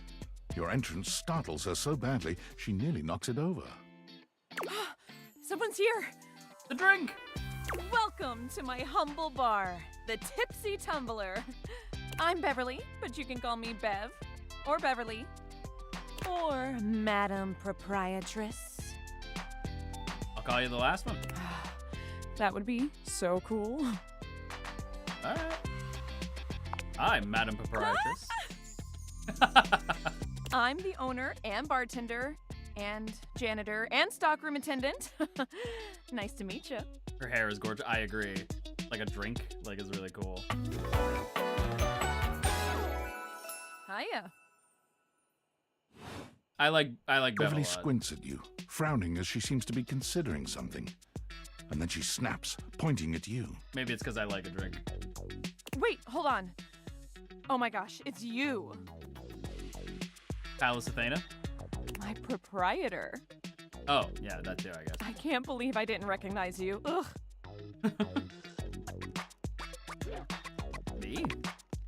Yes, you? Who Who else so charitably bought this adorable mini bar for me so I could set up my dream bar? Oh, you're welcome. That's totally why I bought it. I owe you a huge debt. You have free drinks for life here. I would hope so. I own the house. Welcome to the reopening of the Tipsy Tumbler. I love that name. And I know what you're thinking. Oh, Bev, that's a lot of openings. Did something happen the first 6 times you tried to open the bar? Nope, nothing. Well, then why have you reopened so many times? But how can that be with a babe like you here? Don't say babe. It's because nothing happened. Not a single customer came. Total ghost town. Each time. Damn. I've lost an alarming amount of sleep trying to figure it out. So please don't leave. You are literally my first customer in... ever. Okay. I know this is gonna sound weird, but she might be one of my favorite characters because I love characters that are themed around drinking. I know that sounds weird because I don't really drink alcohol like that, especially not lately. But I don't know why characters themed around it are always just really fun and cool. So Beverly's pretty high on my list here. Every time I thought you were finally going to invite people over, I'd polish the place up and prepare to be the best host I can be. But then each time you'd chicken out and spend yet another weekend all alone. Damn, okay, the call out is crazy. I mean, why did you get a mini bar if you weren't going to invite guests over? I like a drink. I thought buying a mini bar and all the accessories would motivate me to finally invite somebody over. I like drinking alone. That's sad and totally not something I do. Yeah, definitely not. Hey, I got an idea. How about I serve something instead so we can be less pathetic together? Okay, I like Beverly so a take lot. a seat and let me fix you something already. Okay, yeah. Please, let me fix you something. Okay. First and foremost, am I making you a cocktail or a mocktail? Mocktails are the non-alcoholic versions of a cocktail, just as fun and delicious, but without the burn. Or the drunk part, obviously. Mocktail, please. Excellent! Always happy to serve customers that don't want to get drunk. They usually don't yell and hit on me as much. That's fair, but you also don't have customers. They also sometimes don't tip as much, though. That is fair. Oh, and also I have no customers. Yeah, I was gonna say. Anyway, which mocktail would you like? Ooh, Virgin Mojito. Smart. You'll get sugar, mint, and lime flavors all in a nice tall glass. Mocktails, mixers, ice, the snacks are really nice. Yeah, no, I love like a mocktail. Coming right for up. Fun. Because I feel like I'm drinking, but I'm not drinking. Oh yeah. That would be You so lift mean. your glass to your lips, taking an extended sip. Glass of water mocktail. How was it? This is really good. Where'd you learn to mix drinks like this? Well, after 6 grand openings, I got a lot of practice in. Yeah, I'd imagine so.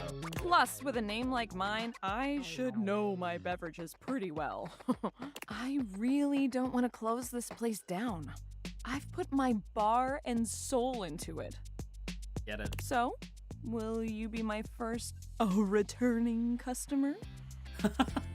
Why'd you say it like that? Yeah, sure. Really? Oh my gosh. Yes. Yes, thank you. Tell your friends. Tell everyone. Please. Yeah, I got you. And I'll be seeing you next time. Okay. All right. Hell yeah, man. All right. Let's head to bed.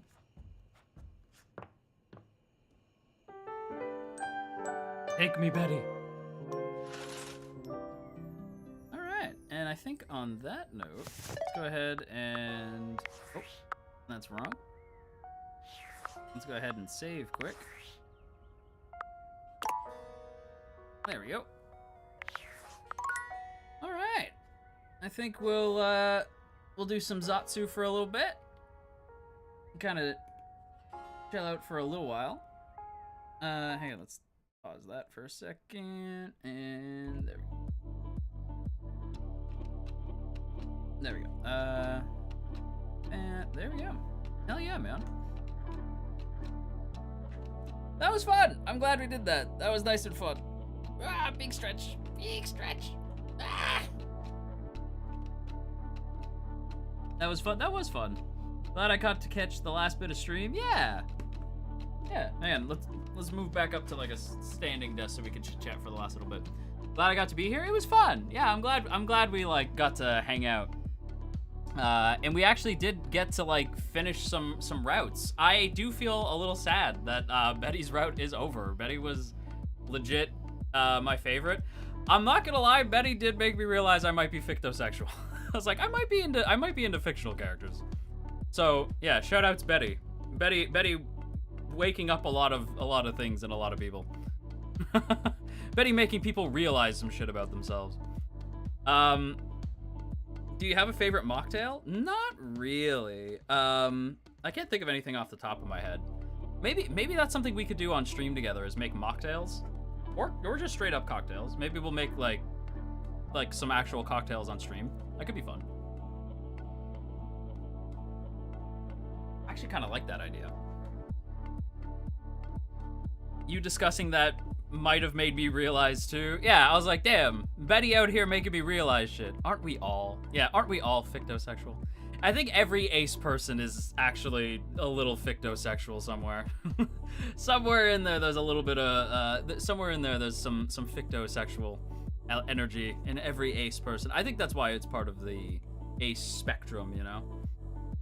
That was a fun time because it was fun with you, Athie and BBs. Aw, that's nice, Evan. Thank you. It might be like that kind of. Yeah, I'm not gonna. Yeah, like if anybody ever is like, how come Athie talks about like it's like we said earlier. How come Athie talks about smashing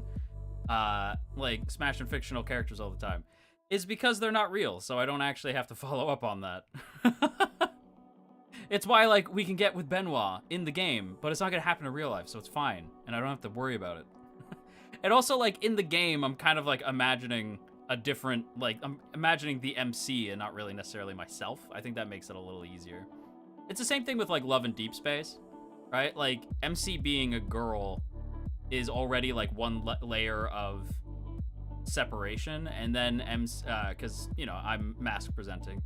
And then when it comes to MC is kind of like her own character, it makes it a little easier for me to watch certain scenes in Love in Deep Space, you know?